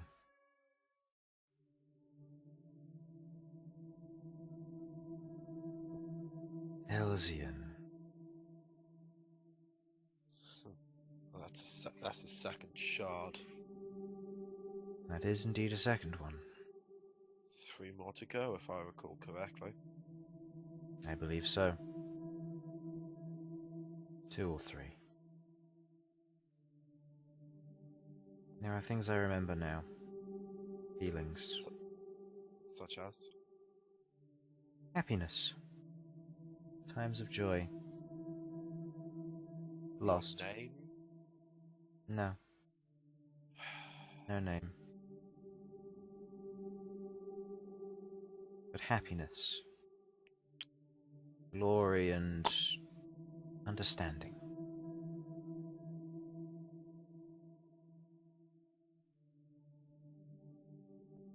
All I know is this is something new.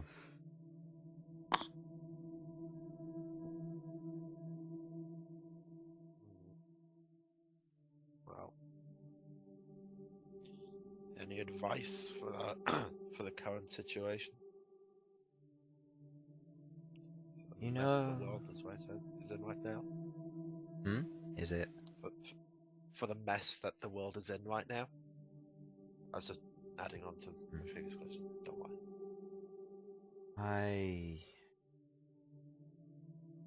I remember my experiences. Things that I've done. I had companions.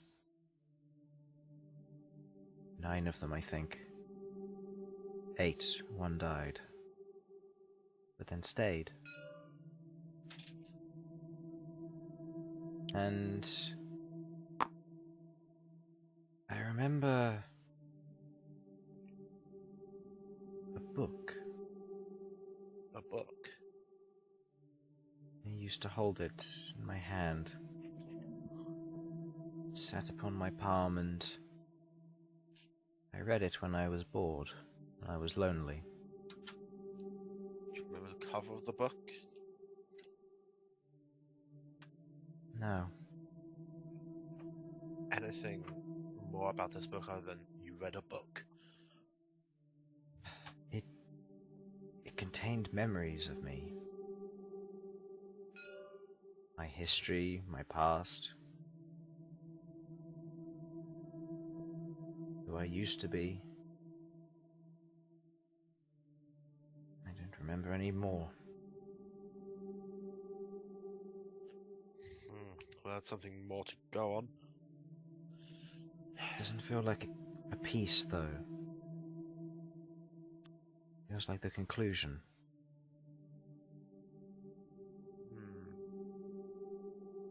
So you feel like that's going to be where this little journey will end? The book? Maybe. I just know that once all the shards are collected, I will be complete. That book will contain my memories. Contain me.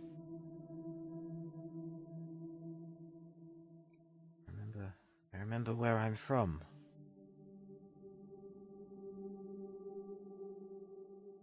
I'm from a far-off land. Somewhere not here. Somewhere distant. Distant yet close.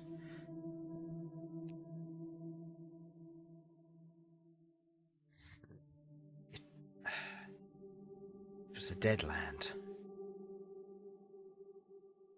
Destroyed and broken, but a symbol of peace remained in the center.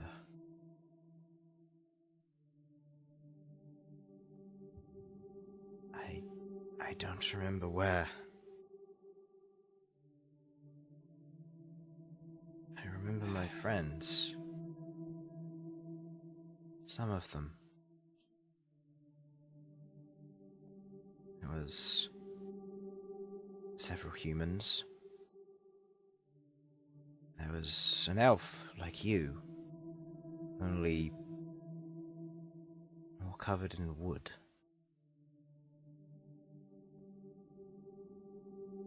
I remember a dwarf similar to your friend. How similar to my friend? How so? Wielding a weapon of blunt design, a warhammer and shield. Beard of fire, much like your friend. I remember a Goliath like yours, your friend.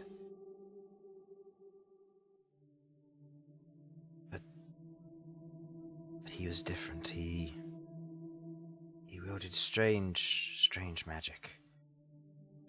I can't focus on it. That's all I remember.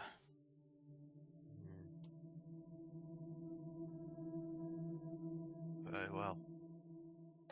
The next piece is out there. Bostelin is where I need to look next. The best lead I've got. True. But there's one more. One more?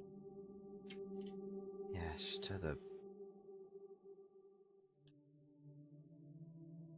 south, to the southeast. Further along the coast. I can sense it just beyond my grasp. Do you know what it looks like? What form it might take? It's large. It's huge. It spires and glows. Spires and what, sorry? And glows. Glows? Yes. Okay. It... Spires and glow? Yep. Like a tower almost, but not. A rock, a stalactite. It grows and it waits. It's controlled by a greater force. A creature stronger and more curious than maybe even you. run too that quickly. But it remains lost. In its grasp, but not out of reach. It'll take some journeys to get there, but it's possible.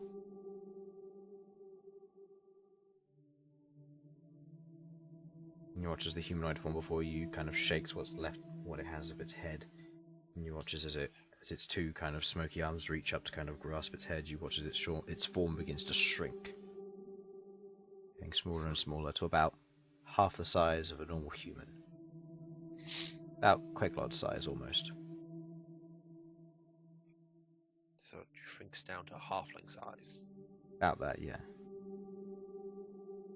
Hmm. And you watch as it turns and proceeds to walk off further into the darkness, and you watch as it turns from the kind of opaque dark purple around you into the luscious green fields with the various flowers and the chapel before you once again. Chapel's different, it's grown. You see the ivy and the plants have been stripped away, you see the glass has been replaced and repaired. You see different portions of the building have been put back together. You see the inside is still a mess, but the outside is fixed.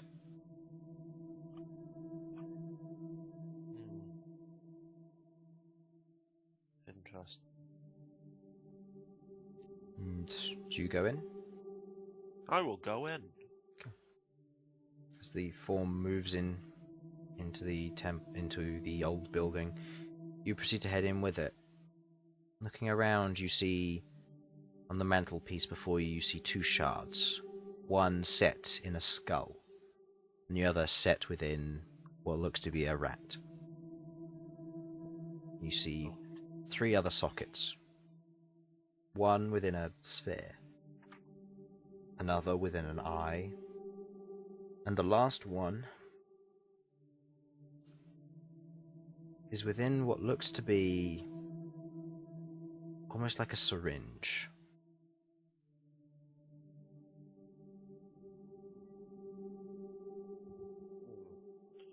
So, we've had a rat, a skull. Okay, I'm with you now. The form turns to look at you and lowers its head, and you feel the vision fade and pull you back.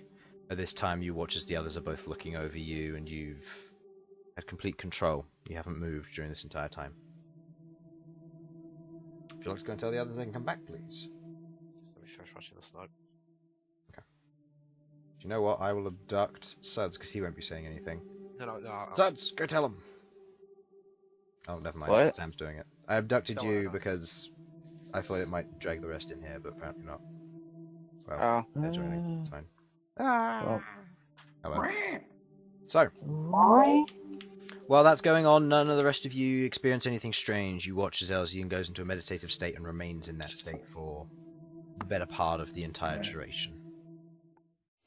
I have a talk with like the Voya Ghaakt and whilst but just keeping my eyes on Elsyan. You guys certainly know how to put on a show, I'll give you that.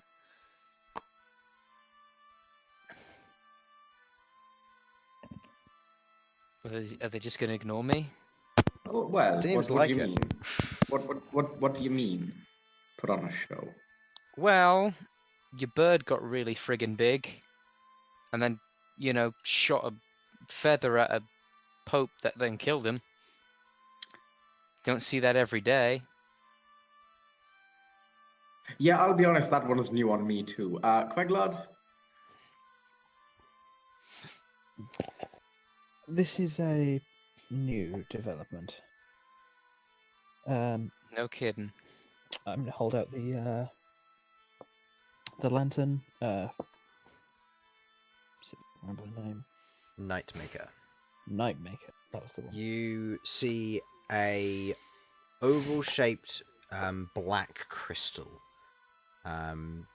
currently being held in place by what look to be three raven talons made of dark steel, currently gripping around the outside of it in three locations. You see as it goes up, it goes into the remainder of the claw and into a large loop, which Queglod's currently holding. It's quite the set piece you got there. More than just that. This is a dawn martial weapon. Wait, what? Wait, what? Oh my god. We're not good at acting, okay? No. Am I good? Actually, Malcolm, at this point, you would notice this. Your staff, the lighthouse crystal in the top, has not changed from its yellow coloration that it previously gained from when you cast Cool Lightning. Hmm? It retains the yellow coloration, and the single strand of ivy that crawled around the outside is currently still charged, by the looks of it. Oh. Oh, yeah. Oh man, you left the lightning on. That's always embarrassing. That's Look, gonna I really didn't ramp strike up the anything. energy. Though. You've gonna be lost, a big black you've lost mark. concentration. You've lost concentration. You lost it way before any of this. Okay, then what's going on? You don't know. Yeah, he canceled the lightning when the fight ended. I am confused. Can we do any checks for this, Chris? General D20 check. And I'm going to say only Sudz can do this. Yeah, seems like Okay.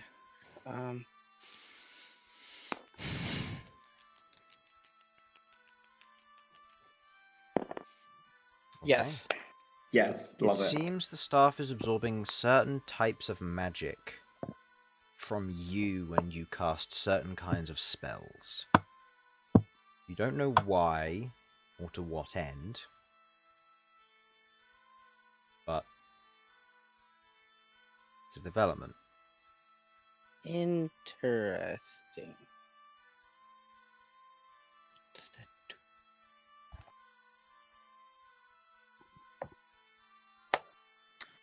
Okay. That's cool. Yeah. Still confused. And Elsyan, you're awake at this point if you weren't already. Oh shit, he's awake. Kill him. No. Fucking no! Fuck off, Sasha! Right, it's him. It's him. Right. You fucking cretin! What? I needed to be sure it was you. Now that we are sure, how did it go? Very cryptic. But I have some clues onto what the remaining 2 shards might be. Also, what this being once was. Something You about. feeling Go on, Sasha. corrupted yet? Oh, I'm always corrupted, Sasha. You know that. Ever had a bad case of the old body snatch experience in the past, huh? Well, try to avoid that right now. But I don't believe this to be true. This being to be too harmful to me. Dies instantly. Well then, this being, it seems, remembering more and more. It's actually interesting. It had 9 or so companions that it would travel with. Humans, what I presume is a wood elf. Goliath with strange magic. And a dwarf with a ginger beard. Or a beard of fire. That was his exact words, I do believe. Hmm? That's what it's gonna look like. Don't look at me. I'm Yeah, looking at interesting. Sasha while I'm saying An this. interesting choice of words. Yes, it is, isn't it? And then, Hey, that only happens on special occasions. just then after my talk, the being shrunk down to halfling size, and just walked off without saying much of a word. Then I came to a small building, went inside. A skull and a rat seem to have a shard in place of them. We're looking for. Then there's just a sphere, an eye, and a syringe.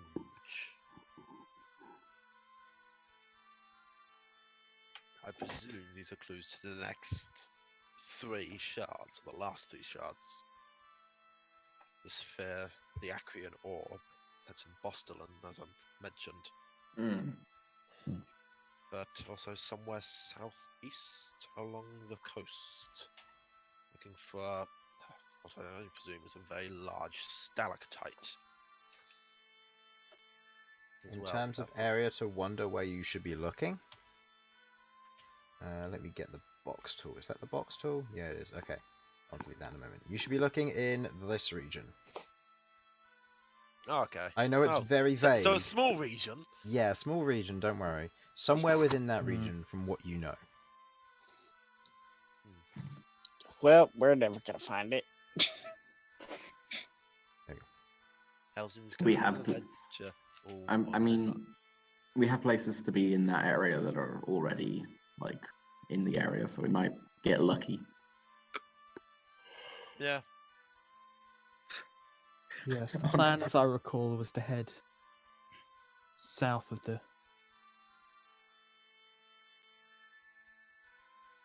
Yeah, and then... I believe it was down there to the Enchanted Glade, then up through the Enchanted Glade through Mount Volgrim, if possible, to then go to Skycalm Keep. Then from Skycalm Keep, you were going to be taken to the Sun-Kissed Mountain Range. Looking at the fancy map, as Infernal is.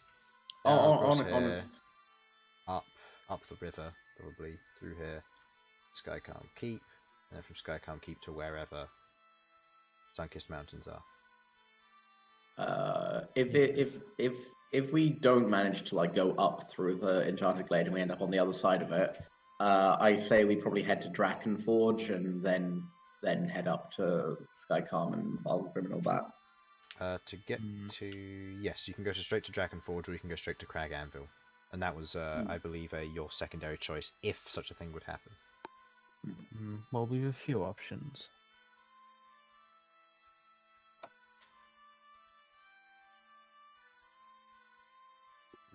Interesting. Anyway, but I think we do need to help with the town.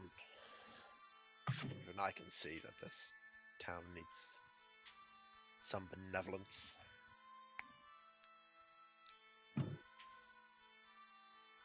So, yeah, spare time on your hand. What would you guys like to do? Help and shit. Okay, how would you like to help, Elsyan? I'll ask each of you how would you like to help if you want to help, or if you wish to like to do anything else. So, Elsyan, how would you like to help, if possible? I could use my telekinesis to help move things about. Okay. Helping move general debris and that sort of thing. Distributing supplies. Yep. Is that probably good, because I could lift up debris while people try to get underneath it to see what it says if people need rescuing. Yeah. Queglod? I'm helping, guys. Well, I can't really help carry things, but I can help. I don't know. I don't know what they're doing in terms of food or whatever. I suppose if the soup, I can help take soup to people. Okay. The distributor or whatnot. Distribution of supplies. Yeah, I can do that. Bhold? What? That's accurate. Okay, that's accurate. Bhold right there. So Infernal, do you know what we were talking about? No. Also accurate. Bhold. At least he's honest. Okay, what would you like to do? If you would like to help the people, how would you like to help them? Clean out debris and shit and lift stuff. Okay, general strength. Ghaakt. Now, what would you like to do? Oh, you don't need to roll. We're just doing like general. If you're good at it. Yeah. I will also assist in the strength. Okay. Proceeding to help around with debris. Mm-hmm. Malcom.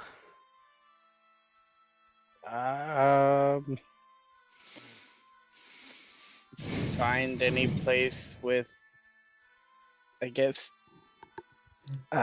animals that are out of control or haven't calmed down. Okay. And help calm them down. So helping out at the stables and that kind of thing, helping to keep things under control as best you can. Okay. So helping keep things under control. And Sasha. Well, during the day, Sash will be running around, clearing debris and fixing up places as best they can. Okay. And if they come across anyone who's injured, using healing magic on them. Okay. And if anyone asks for any like blacksmithing stuff to be done, Sash will do it in the night. And basically, Sash is going to be run ragged, just trying to help as many people as possible. Okay. With you all helping out around town, during this time your living quarters are finished. Ooh. It will be barren of furniture until tomorrow. But you can sleep there if you want. There will be basic rooms. There will be that sort of thing if you want to go and visit it. It is in the northern quarters of Adamanthia, and it is about 4 blocks away from Cassie. Hello. Oh, thank God she was out of the city. Yeah, you don't know whether she's okay or not. I know that she said she was out of the city for the next few days, so she at least wasn't involved in this tragedy. She was out of home. She was in the Oh, city. Yeah. Okay, okay. I'm sending. How's Cassie? Please tell me Cassie's okay. Sending. She does reply. She said she is currently out of home. She is helping people in need. However, if you did want to talk, she will be back home later at night. Oh fuck yeah! You're in there. No. You're in there, my boy. Oh, I can torment her. I can torment the old man again. No, you're not. No, this is private. Yeah. Just because you said that, Elsyan's going to try even more to fuck this up for you. Okay. So, Okay, I wouldn't tell Elsyan about this. So as you help out through the day, you proceed to help individuals going about your business. Are any of you sticking to general locations with each other, or are you all splitting up to help it in different areas? Because we've got two people doing strength work. We've got two people doing strength work, one doing rescue, one doing control, and then 2 doing distribution and general stuff, which is Queglod and Sasha. So would you like to stick to general groups where you assist in particular areas, or would you like I guess to I'll stay with Ghaakt. Yeah. Okay, you 2 stick together because you're strength based. Behold's gonna be my in. No offense, but I don't think it's gonna be difficult to win a charisma saving throw against Behold. I don't know. So I'm gonna do a quick roll to determine this. Surprise me, giant man. Charisma saving throw is 2. Okay, yeah. If you're okay with it, I will be going with Malcom. Oh no, not oh wait, you're going to the stables. I'll be in like the area around there. Malcolm's doing what I'm going to assume would be general control work. So he'll be making sure the animals stay under control, making sure the animals are fed and watered, same as people. So Okay, he's doing love general it. distribution work, just in a slightly different way. Okay, then I'll go with Malcom, so that like he can deal with the animals, I can deal with the humans. Okay. Hopefully we'll sort of balance each other out in that way. Okay, and Arachne will go with you as well. And Actually, that would be charisma rolls, wouldn't it, if it was sorting out with humans? either way, Either way. Queglod Don't need Behold on his own. Queglod and Elsyan, you sticking together? I suppose so, yeah. I think I'll start off that way, but if we move up... Okay. if we We'll move away start from off each that other, way, I and think then we'll do as we'll separate as the need arises. Okay. So, are you going to be looking for the areas which best suit the location where you're most needed, or are you going to go to chosen areas? Your choice. I guess areas where we're most needed makes the most sense. Yeah. Probably the heaviest work.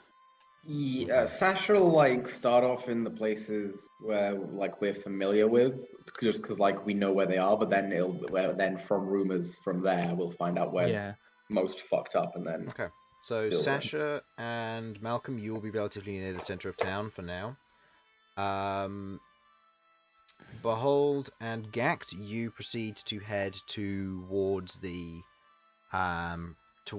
Church of Steel. because their general area was hit the most by the bombardment, and and there are a lot larger buildings there with more stonework, so it's a lot easier for you two to get more heavy work done there. And Queglod and Elsyan, with your general distribution and help of rescue missions, you two proceed to go nearer to the center of town, distributing food before tapering off a little bit more northward. Okay.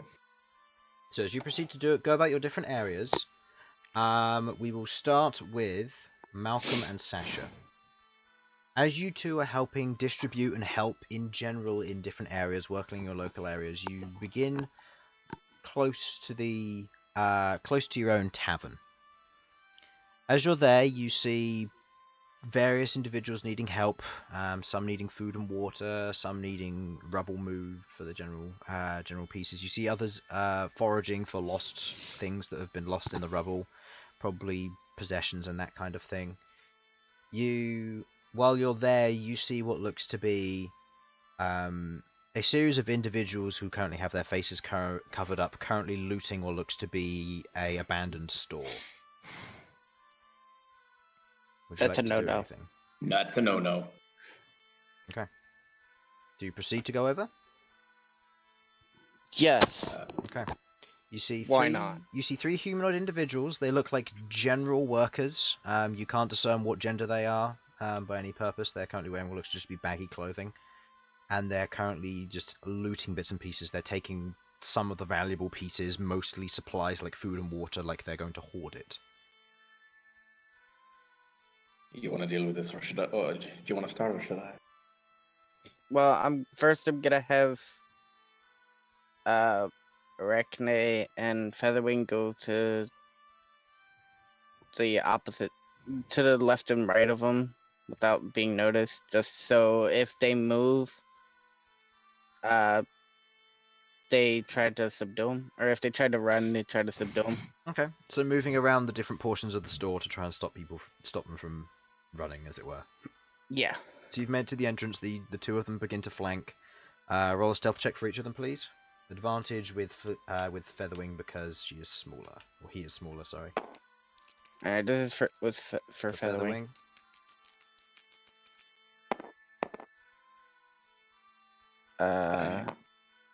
That's Featherwing. What's your stealth? That's 14.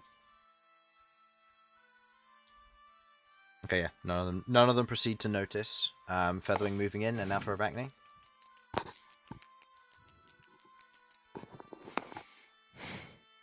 No. That's a 10. 10? Okay, they still don't notice. What? You beat all their checks. Well, they're busy investigating. They're looting stuff, so they're not being perceptive. Yeah. So as it's all going in, the two of them move around, and you move into the doorway, and one of them turns around and goes, and just proceeds to pick up a few more things, stuff it in a bag, and goes, just go away, we're busy. Still taking things and shoving them in a sack. Busy stealing. Hey, it's not stealing, the store's been abandoned. People need these supplies. We've taken them. He proceeds to lug his sack over his shoulder and proceeds to walk towards you. Well, if people You take- need them, then we'll take it to them. Who's to say you won't keep them for yourself? Who's to say you won't? Exactly. Well, then I Sounds like speak we for have myself. Touche. The other two at this point begin to move in from their areas. They put down their sacks, and one of them proceeds to draw a knife.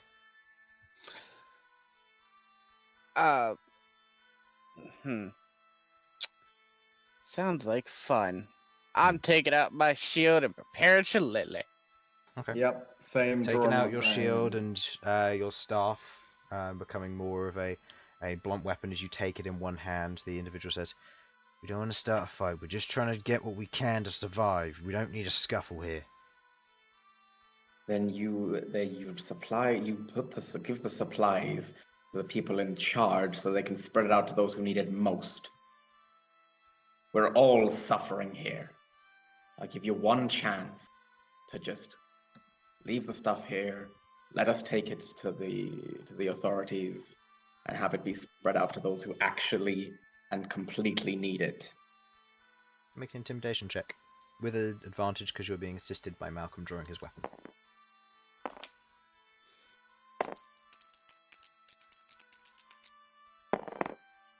Who? Yes. Diggity The boy. individual looks at you and goes, "You don't want to start a fight."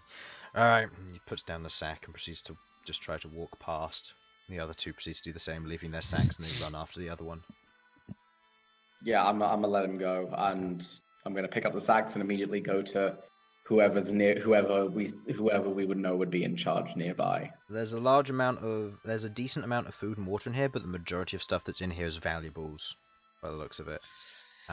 Jewelry, pots, pans, general pieces you could either melt down or you could use and sell. I'm still taking it to the whoever's in charge. I'm gonna say like, look, this was here, and I'm basically gonna say food and water for the people.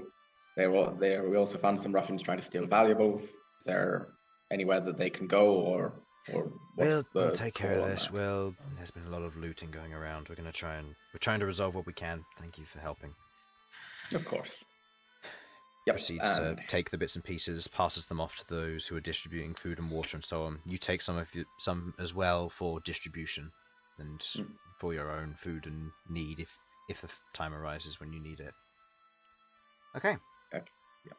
Moving on to the next one. Bhold and Ghaakt.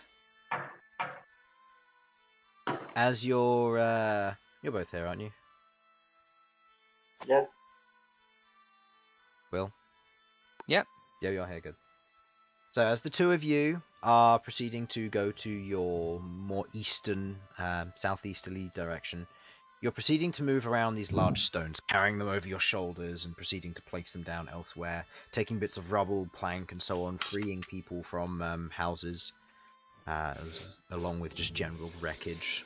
You proceed to take what you can in assistance of people, moving bits and pieces, being general strong arms. The local people seem to generally like the help that you've done.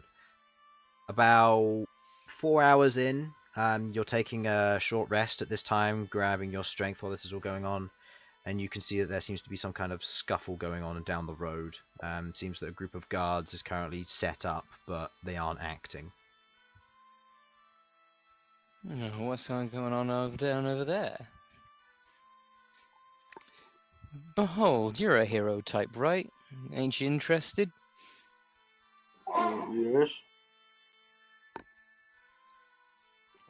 Can we go over there? Yeah, sure. You proceed. Yes. You proceed to walk over, making your way over to it, and you see there's one individual currently standing on what looks to be a few stones that have been moved, and a few individuals are shouting at them, and you see the shout. You can hear the conversations now. We should go to war with whoever caused this. Blood for blood.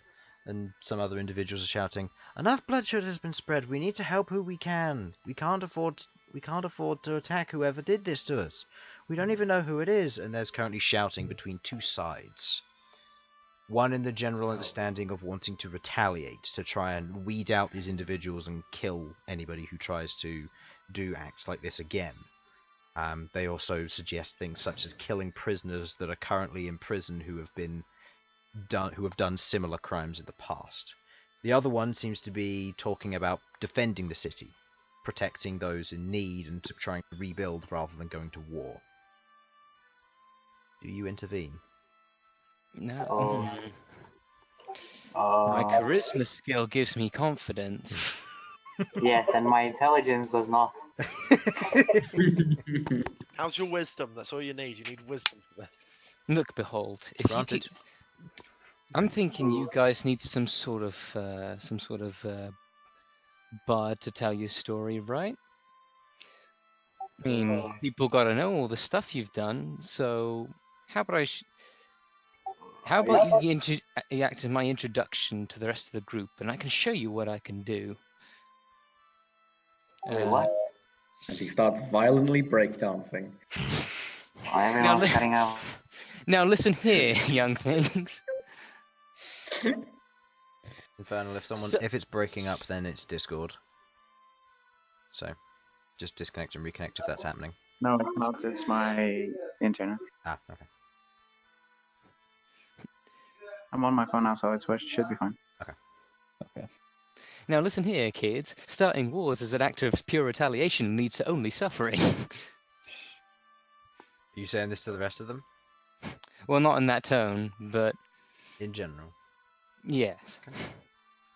The two of the Friends. individuals turn to you. The one who you've kind of defended at this point goes, "See, we need to defend ourselves as much as we can. We can't afford to go to war or fight any individuals. We're not prepared for it. Nonsense. We can take on anything. We've got guards. We've got the military by our side. We pushed them back, didn't we? We can fight them again." Oh, that. Trust me, friend. That never goes as simple as you're gonna think. Stuff is always going to be off a lot worse. You think you're going to crush them? Next thing you know, you're at it for like 10 years. And nothing's changed. Make a persuasion check. All right, that'd be a D20, right? D20 plus your persuasion. Yep. I believe my persuasion is like 7. Yes. 7. Well, it says it here. Persuasion, charisma, 7. How's it 7? Yeah. Don't you have 20 charisma, or do you only have 18? I have 18. Oh, okay, that's why then. Hmm. No, I'm confusing you with somebody else. Alright, go ahead. This motherfucker. Alright, What is it with 3s? plus 7. You say the I mean, words, it's a but 10. they fall on deaf ears. The individual doesn't seem to be listening to you. At this point, another individual from the crowd says, "Yeah, and what about those Dawn Marshals? They didn't do anything for us. The individuals attacked the city because of them." And some Actually, other we- individual from elsewhere in the crowd, on kind of the defense side, says, "Yes, but from what I heard, they dealt with the individuals who caused this, and if it wasn't for them, the city would be destroyed." Another I can fight attest begins to to this. break out. Oh boy.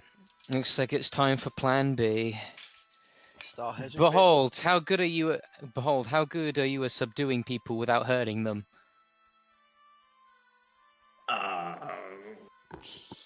But there's one way Behold I'm does. gonna This is say their not this is very their good. scene. This is their scene. Leave them be. You're right. I'm sorry. That's fine. I can subdue them, but not. I don't know how not to hurt them. Don't know how not to. So a problem arises. You know that All right. civilians have very low hit points. Behold, you know that you could punch one and knock it out instantly. Just give him a flick. Well. I think I've got a spell for this to at least, to stop the fighting. Calm emotions is what you'd be looking for if you have it. I don't have calm emotions, but I do have hypnotic pattern. That also works. You proceed to cast Hypnotic Pattern, I gather, then. Mm-hmm. Just sort of Okay, for the Wiggle 4 my- individuals, wiggle my ass and sort of what's the figure DC? eight. The DC is 15. Okay. Does One it of them have a point? One of them succeeds. The one who succeeds is the one who said that the Dawn Marshals are the ones who defended the city. Okay, that's The works for me. other 3 are all doing an interpretive dance at this point, and they all look over and they're like, "What's going on? I love it, dude. What's Well, actually- happening? What have you done?" And because you've played a little bit of music and did a little bit of a scene for them to follow.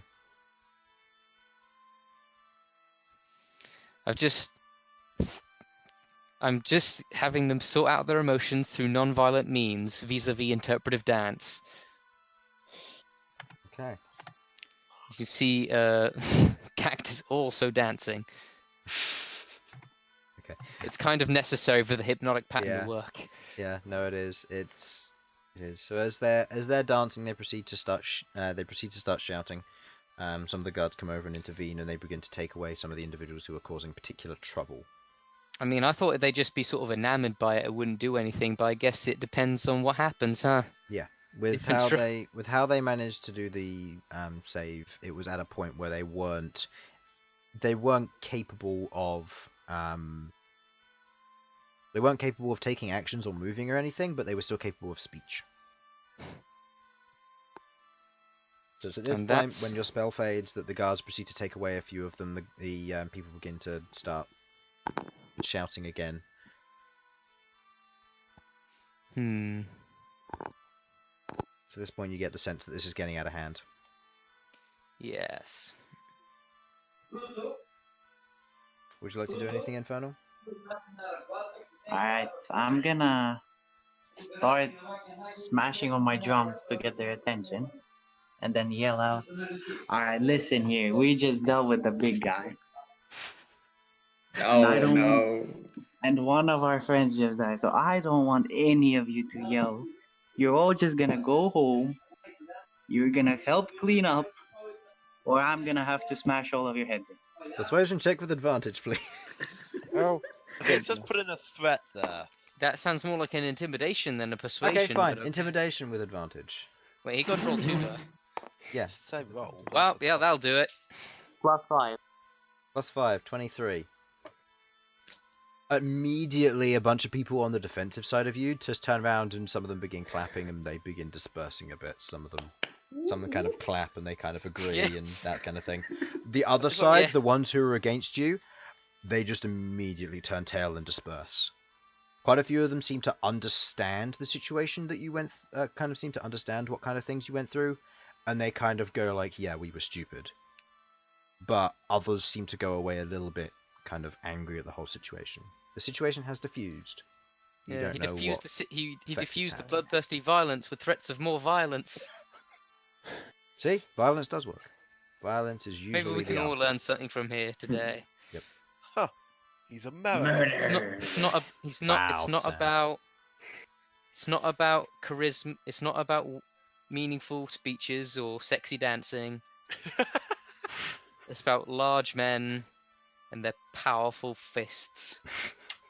Large men and their powerful tools. What? But it, So- okay, if you look at the link that I sent, it's large men and powerful dancing. But no. Harlan, Ah, please yes. refrain. So, Fuck's sake. Oh. you, with that situation diffused, you proceed to go about your business, continuing to help individuals and moving on with what you needed to do. Queglod and Elsyan, with your general assistance in rescue missions and again more distribution of supplies and that sort when you're going a little bit further north along the roads, you proceed to again come across some kind of conflict. You see what looks to be a small group of individuals currently having things thrown at them, pieces of rubble. The small group consists of a woman and 2 children, and they're currently trying to rush through the streets, and individuals just picking up things and throwing at them. It's at one point that the woman gets hit by a brick on the head, and she collapses with the children in tow. Oh god. What would you like to do?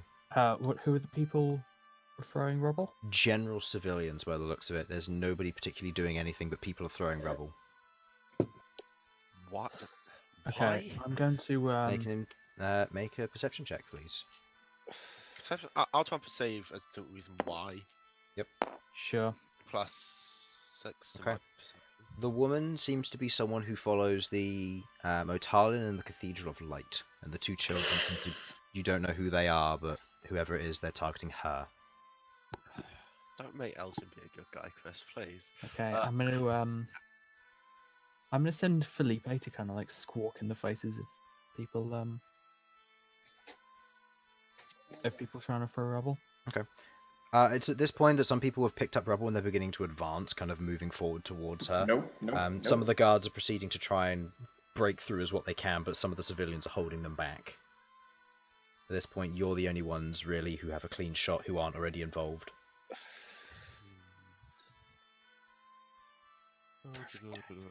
Just checking something. Then Well, Elsyan's gonna walk up to these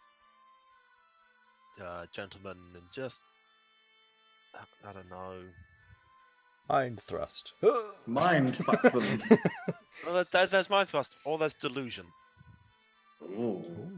Okay. The one you're throwing rocks at is yourself. Well, no. I am just going to create some very loud bangs in the minds of people. Okay.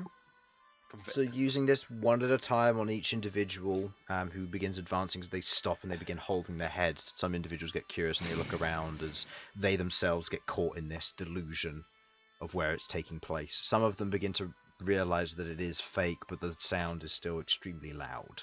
You have prevented the advance for now, and the guards seem to be moving forward to try and assist. No one knows where the source of this is coming from. I'm going to be trying to keep this up until they disperse. Okay. If they do. Okay, in this time, I'm going to head over to the woman and try and help her to her feet. Okay. It looks like where she's been hit, it's gotten to a point where she can just about stand. She's wobbly and unstable. The kids seem to be clinging to her as best they can. The kids are no older than 6 years old each. They seem to be 6 and 4. And they seem to be clinging to her, and as you help her to her feet as best you can with your halfling form, an individual is going to attempt to throw a brick at you. Okay. They miss. It hits the ground next to you, but you do notice it. Right. This is not gonna. Do I notice that they threw this? Yes, you do notice. Right. Yes. I am going to be pulling out my pan flutes. Oh, I know what you're And going I am Oh. going to be just walking up. I'm going to try to get to the guards and just tell them, cover your ears. I assume I see him. Yeah, out the flute. you see I'm him making it pull out. obvious to you what's happening. Yeah, you see Okay. him pull out this set of bone pipes currently wrapped together with what looks to be some dried, Oh no! Okay, I'm going to say to the The woman, bones. with dried sinew, and has what looks to be small, like tiny bird skulls on the ends of them, with where the eye sockets are holes for where the wind will exit. yeah. I'm going to say to the woman, cover your ears. Make sure the children do as well. Women and children cover their ears. I'm going to cover I am mine going as best I can as well. Play my flute. Okay, I'm going to My- do a general check for the people with disadvantage due to the delusion. Okay, so 11. I assume that does not beat the DC. I believe the DC is 13. 15. 15, okay. Oh, A large portion of the crowd seem to scatter with almost fear of what's taking on as this elf seems to walk up playing this tune. The children and the woman kind of squint as this happens. The guards cover their ears as best they can, but the people are currently just fleeing in all directions. A few individuals are still standing, but they don't seem to be throwing rocks. They seem to be backing away at this point. Not so brave when there's not like 50 of you around, are there? Run. Okay, make Just gonna a say- intimidation check with advantage. Ghaakt does not want to jam with this guy. I've got a regular float. I've got a regular fruit as well. Yeah. A regular float with intimidation. Yeah. Oh, that's a -1 to intimidation. It's 12. Okay. The people are still very much scared, and some of them proceed to back away. The guards move up, and they immediately grab the women and children. They proceed to walk them away with their shields raised. One of them turns and says, "Thank you. We don't know what the villagers would have done to them. This attack has caused nothing but trouble." You didn't expect it to help, did you? True. Anyway, thank you for your help, and they proceed to move along with the women and children. Some of the villagers are looking at you at this point with a strange look as you're distributing things. Some of them are particularly looking at you, Elsyan, with kind of a distasteful stare. So? This is Elsyan. Do you think he cares? In fact, he lives off their disdain. So, with each of your small scenarios over, you gather past lunchtime around about 3-4 p.m. and you proceed to head. Okay, which ones of you would like to head back to your new living quarters? I'll head there. I'd like to. I think I'll head back with Queglod. Okay. I would like to know. I would like to ask everybody how things went on their end, because we had the looters. Well, you're currently all separated, Let- so if you're well, let- meeting at let's- the Oh, I house... thought we gathered. Oh no, it's who's going to the house, so I know who's there. Oh, okay. Depends for me. Would Cassie be back by No, now, or She'll be would- back in about okay, 4 hours. Then unless there's more work to do around, or like work to do that I'd be helpful right now, helping other people. Then I'm You heading can back. help people, but it's at this point that most people are kind of like gathering themselves, and individuals are kind of settling in rather than doing work. So you can be helpful, but you'll be one of a few hands doing anything, and everybody else will kind of be resting. It's getting to the point in the evening when people have to cover up because it's going to get cold, seeing as you're in late autumn. I'll head back to the house. It's in the blacksmithing district, Yeah, right? so it's not that far. Okay. And Infernal? You're muted, so I don't know if you realise that. Hello? Yeah, hello. Are you heading back to the house? Yeah. Okay. And Will? I'm helping. Yeah, I will follow. I will follow Behold to the house. You'll I'll proceed follow- to head to the house when you finish your work. You get to the house and looking at it, finding the exact location of it, you see what looks to be a relatively nice plot. It's relatively large. You got a good bit of land. The front portion of it is mostly overgrown. You see that there's a simple path leading up to an old house, which previously to this it had seen better days, but the roof has been repaired. The timber has all been replaced for the better part of it.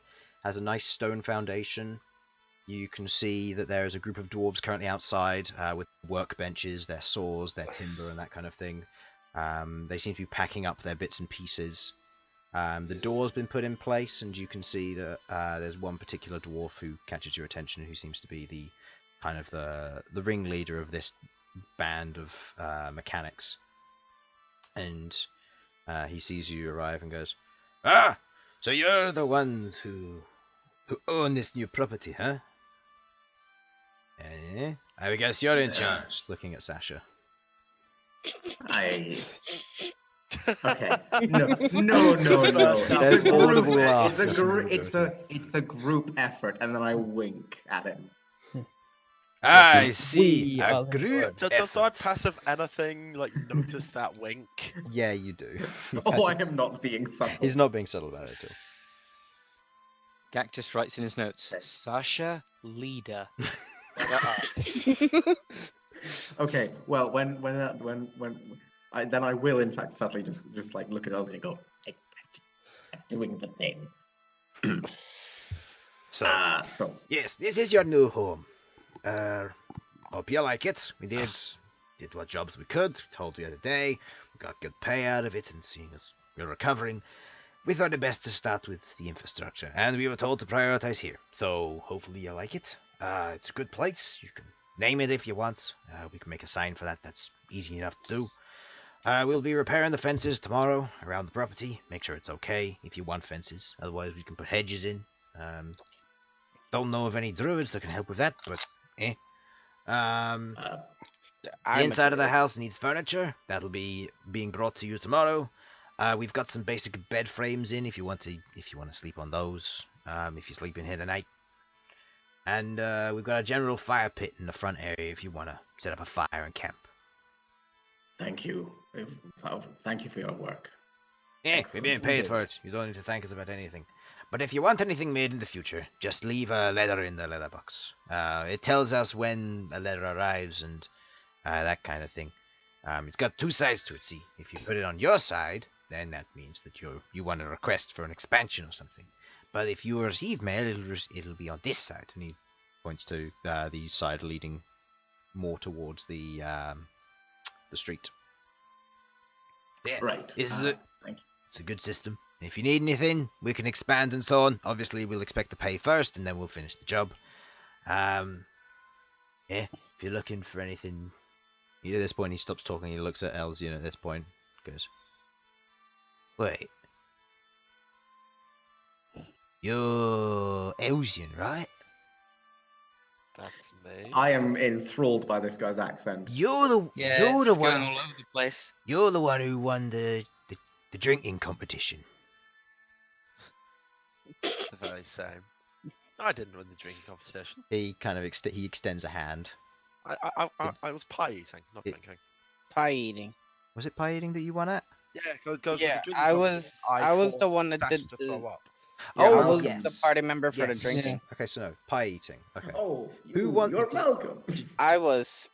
Oh, you were? Okay, in which case he turns to you then, rather than that. You're the one who won the drinking competition. One of our friends, the goblin. He spoke to you. Ah, yes, I remember him. Yeah, Well, good to meet you. You said you did well, good competition. How about we wager something? What's that? How about my team of 5 individuals versus your team of 5 individuals in a chugging competition? If we win, you can make the next thing you want to do. But if we'll supply the tools, the supplies, and that sort of thing. But if you win, we'll do it free of charge. What'd you say? All right, guys, what do you say? Oh, I am definitely up for this. I'm Very up good. for this. Elsyan has no choice, by the way. This is the first time I have been excited. Well, it's 5 for members, so something one of you since- has to sit out. Elsyan I'm is not instantly getting out. sitting down. I'm out. I'm not dealing with this. You guys. I'll lose the competition for you anyway. You So can hold on, watch the we need- competition. We're We in. need 5 people to drink. Let's see, we Of got. course.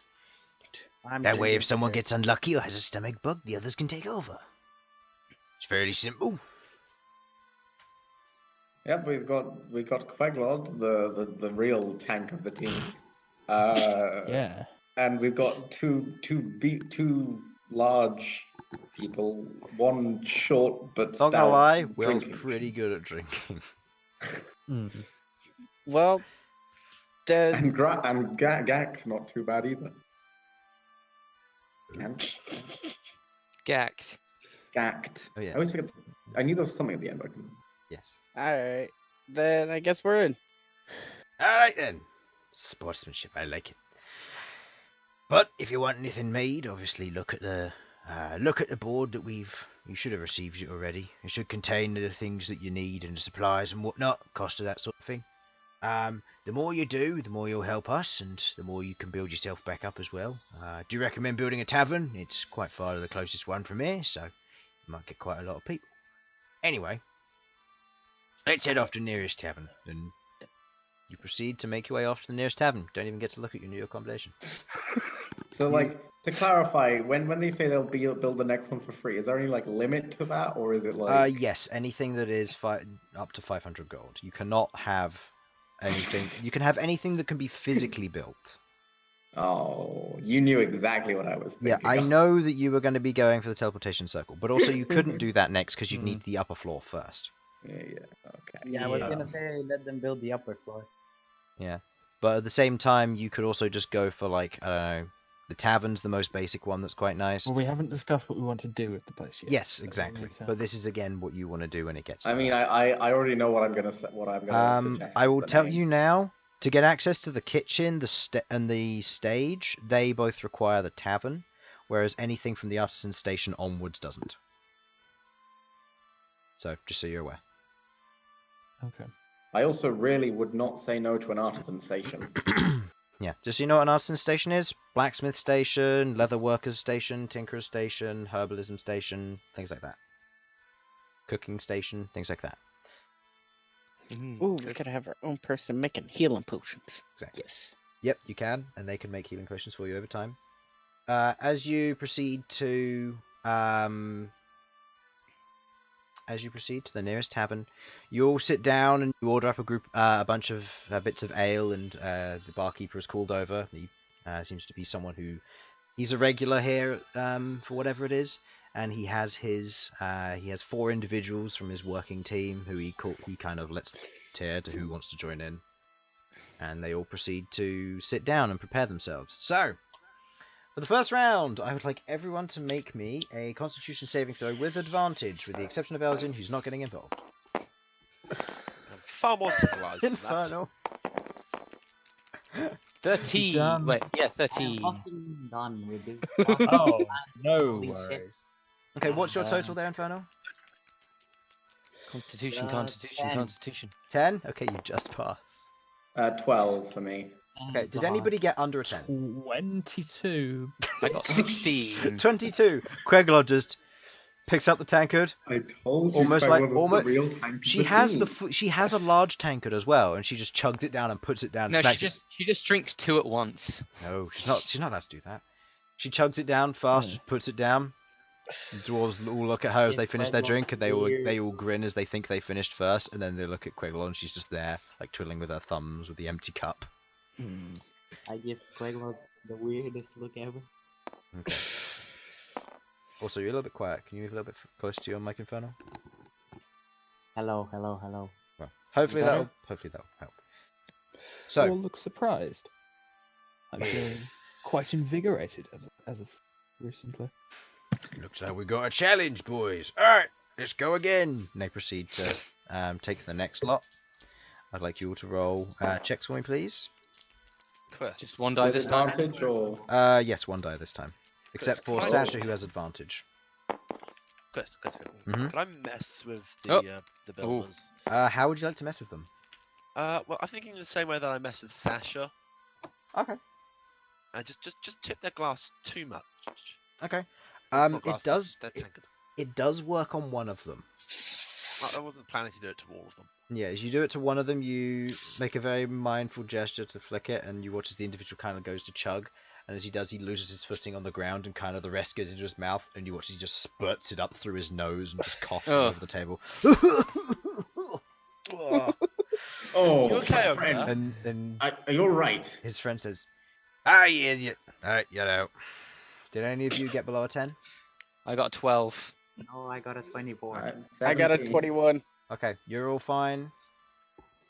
Okay, again, Sasha, you have advantage because you are resistant to poison. Everybody else, a check for me, please. DC has gone up.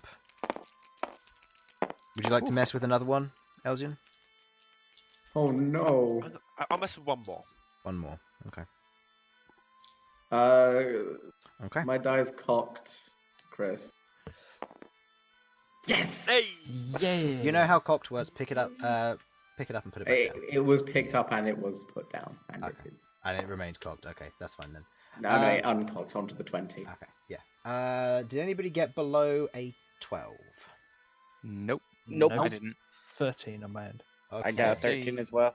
14 on my end. Good job, everyone. As this happens, Elsyan, again with your kind of gesture, one of them goes to chug, it goes a little bit too fast. They get a little bit in their nose, and you watch as they hold they try and hold it as best they can before the other guy comes up and says, "You're right," and like puts his hand on his shoulder, and you watch as he just goes all over the table in front of him with the rest of it as it all just comes out of his nose. You're all gonna clean that afterwards, this, right? Yeah, guess we'll have to. Alright, next round. This is good. How many of them are left? How many of them are left, by the way? 3. 3. There's 3 on still all 4. of us. Okay. 3 on 5. Yeah. 3 on 5. Again, checks from everybody. Advantage to you, Sasha. DC has gone up. Oh, son of a bitch. Oh, Well, that's me done. Oh, that's 2 people out. 14, is that still Okay, good? Or... Sasha, you 22. just passed. Okay, you 3 are 16. still in. Almost in synchronization with each other. You two go to chug. Behold, you take your you drink yours down, and you make the mistake of trying to make a burp at the end, and then just It just comes a up. little bit comes back out as you go to burp a little bit too soon, and they're like, that counts as disqualification. Get out. And then looking over at you, Ghaakt, you try to hold your liquor before a bit begins to dribble out of your mouth, and you just go, Fucking tusks. yeah. Then Oh. the rest just begins to dribble out, and you aren't. I able love to the swallow idea it. of Queglod the alcoholic. Yeah, I don't want my Queglod's fans to just see like this. drink, smash, drink, smash, drink, smash. She's fine. Queglod's like the oldest person. I you love know how what the she was people with the doing. lower constitution are actually winning this. Queglod's younger again now, right? Yeah, Queglod's Yeah. younger again as well. Yeah, this is great. So she's Got that- she's got got- the liver for it. It's regenerated. It's not going to be regenerated for Oh, long. On the same note, one of them bows out as well as he falls off the chair and falls unconscious behind him. So we still it's outnumber them. 2 on 3. 3v2. 3v2. Yep. Next round again. Roll please. Advantage to you, Sasha. Chris, I'm gonna have to head off soon. I know. That's fine. Oh, Oh no. Ooh. Oh no, I think I lose out Did on that anybody get below a 15? one. I did. Everybody? Everybody? I got a 14. Okay. You all got below the 15 DC. Why Why couldn't it be the 13? However, they also did not succeed on their DCs. As you all take the final drink, there's this final pause before Bhold lets out a fart. It smells, and you all proceed to throw up simultaneously with the remainder of your drink. Can we see who holds it in? Who can hold it in the longest? Okay, Elsyan. It depends. Who got the highest roll, I guess. Yeah, who got the highest roll? Because I got a 14. okay, they got 14 as well. So make one more d20 check. It's supposed to be a straight roll for them as well. Okay, well they got a natural 5 plus their 2, which makes it 7. Oh my! Okay. Oh, He holds it. He holds it in slightly longer. It just about held that one. Really? You're gonna pull that one? Look! Let's just call it a draw, friend. Make a persuasion check.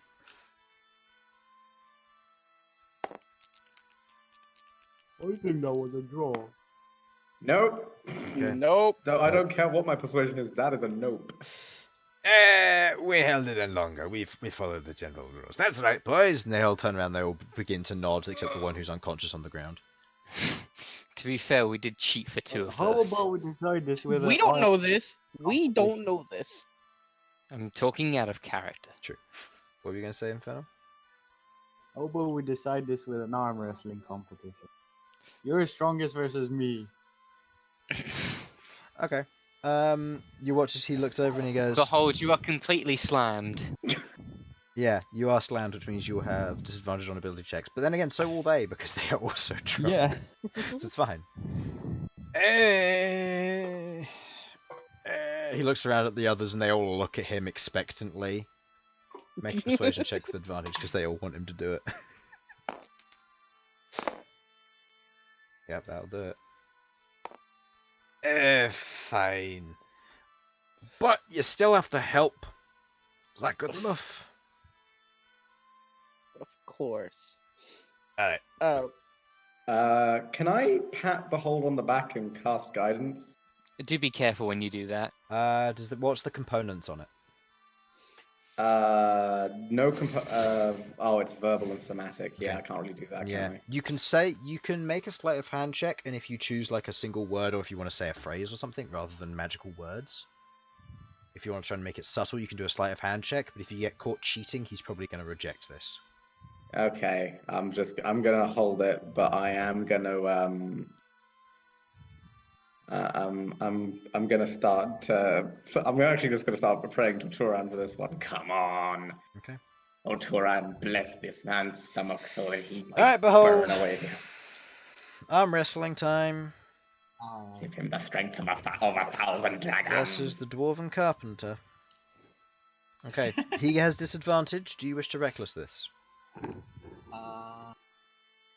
No, I'm fine. I'll take one disadvantage. Okay, without reckless, you will have disadvantage. I know. But wait, if I reckless, does he get it? Or does he get it normal? No, he wouldn't. He'll have advantage. He'll have afterwards advantage when he on the accuses you of cheating and tries to punch you in the face. Yeah, he'll have advantage on that, or he'll have advantage on the next round if you don't manage to knock him out this round. Depending on how he rolls. So it's up to you. Fine. Fine? Fine. Okay, you get a straight roll. Go ahead and roll then for me, please. Oh, so close. What is that? That's 9. 9? Well, beats his 6. So, as you begin to slowly bring the arm down, the others are shouting, "Yeah, get him!" And the other guy at this point wakes up and he sits back up, a little bit of vomit on his shirt, as you begin to bring the arm down. Okay, go again. If you wish to reckless again, you may do so. He has regular on this, so okay, it's straight rolls now. Okay, that's a 13 on his part. What was it on yours? 22. Okay, so you beat it by 5, so you do progress on this one. You begin to push through, bringing his arm slowly closer to the edge of the table. Go again. You wish to reckless again? Get in the eye. Okay. It's a 20. There's a 14 on his. Oh no, that's 15 on his part. So you still continue. You push him ever so close. He is right near the edge of the table at this point. He's trying his best, using his other arm to try and lift his hand to try and help. Boy, nice cheating there. Oh, fuck. Oh. What? What's It yours? helps. That's a 7. 7. His is an 8. So it's a close call. It barely moves. He manages to pull himself back before he lets go with his other arm, realizing it's cheating. Just begins to grip the table as best he can. Go again. That's a 22. Yeah, 22 versus his 14. Easy enough. You hit the back of his hand into the table, and he goes, "Ah, fine, you win, but you still uphold your end of the deal. You help with the next one, but it'll be free of charge." Okay. Agreed. Now, let's get some food into you. And can I take out... do I have any morsels of food left on me from when we were handing out stuff? Probably, yeah. I'm going to use Create Food and Water. Okay. You proceed to take what scraps you can, create a lovely banquet for now. What does it consist of? What's its main food base? Well, knowing these are dwarves, I'm going to be grabbing what dwarven staples I can. You know, potatoes, meat, bread, pastries, that kind of thing. Lot of some mushrooms in there. Lots of hearty flavors. Salted beef, salted pork, that kind of thing. Yeah. Yeah. Okay.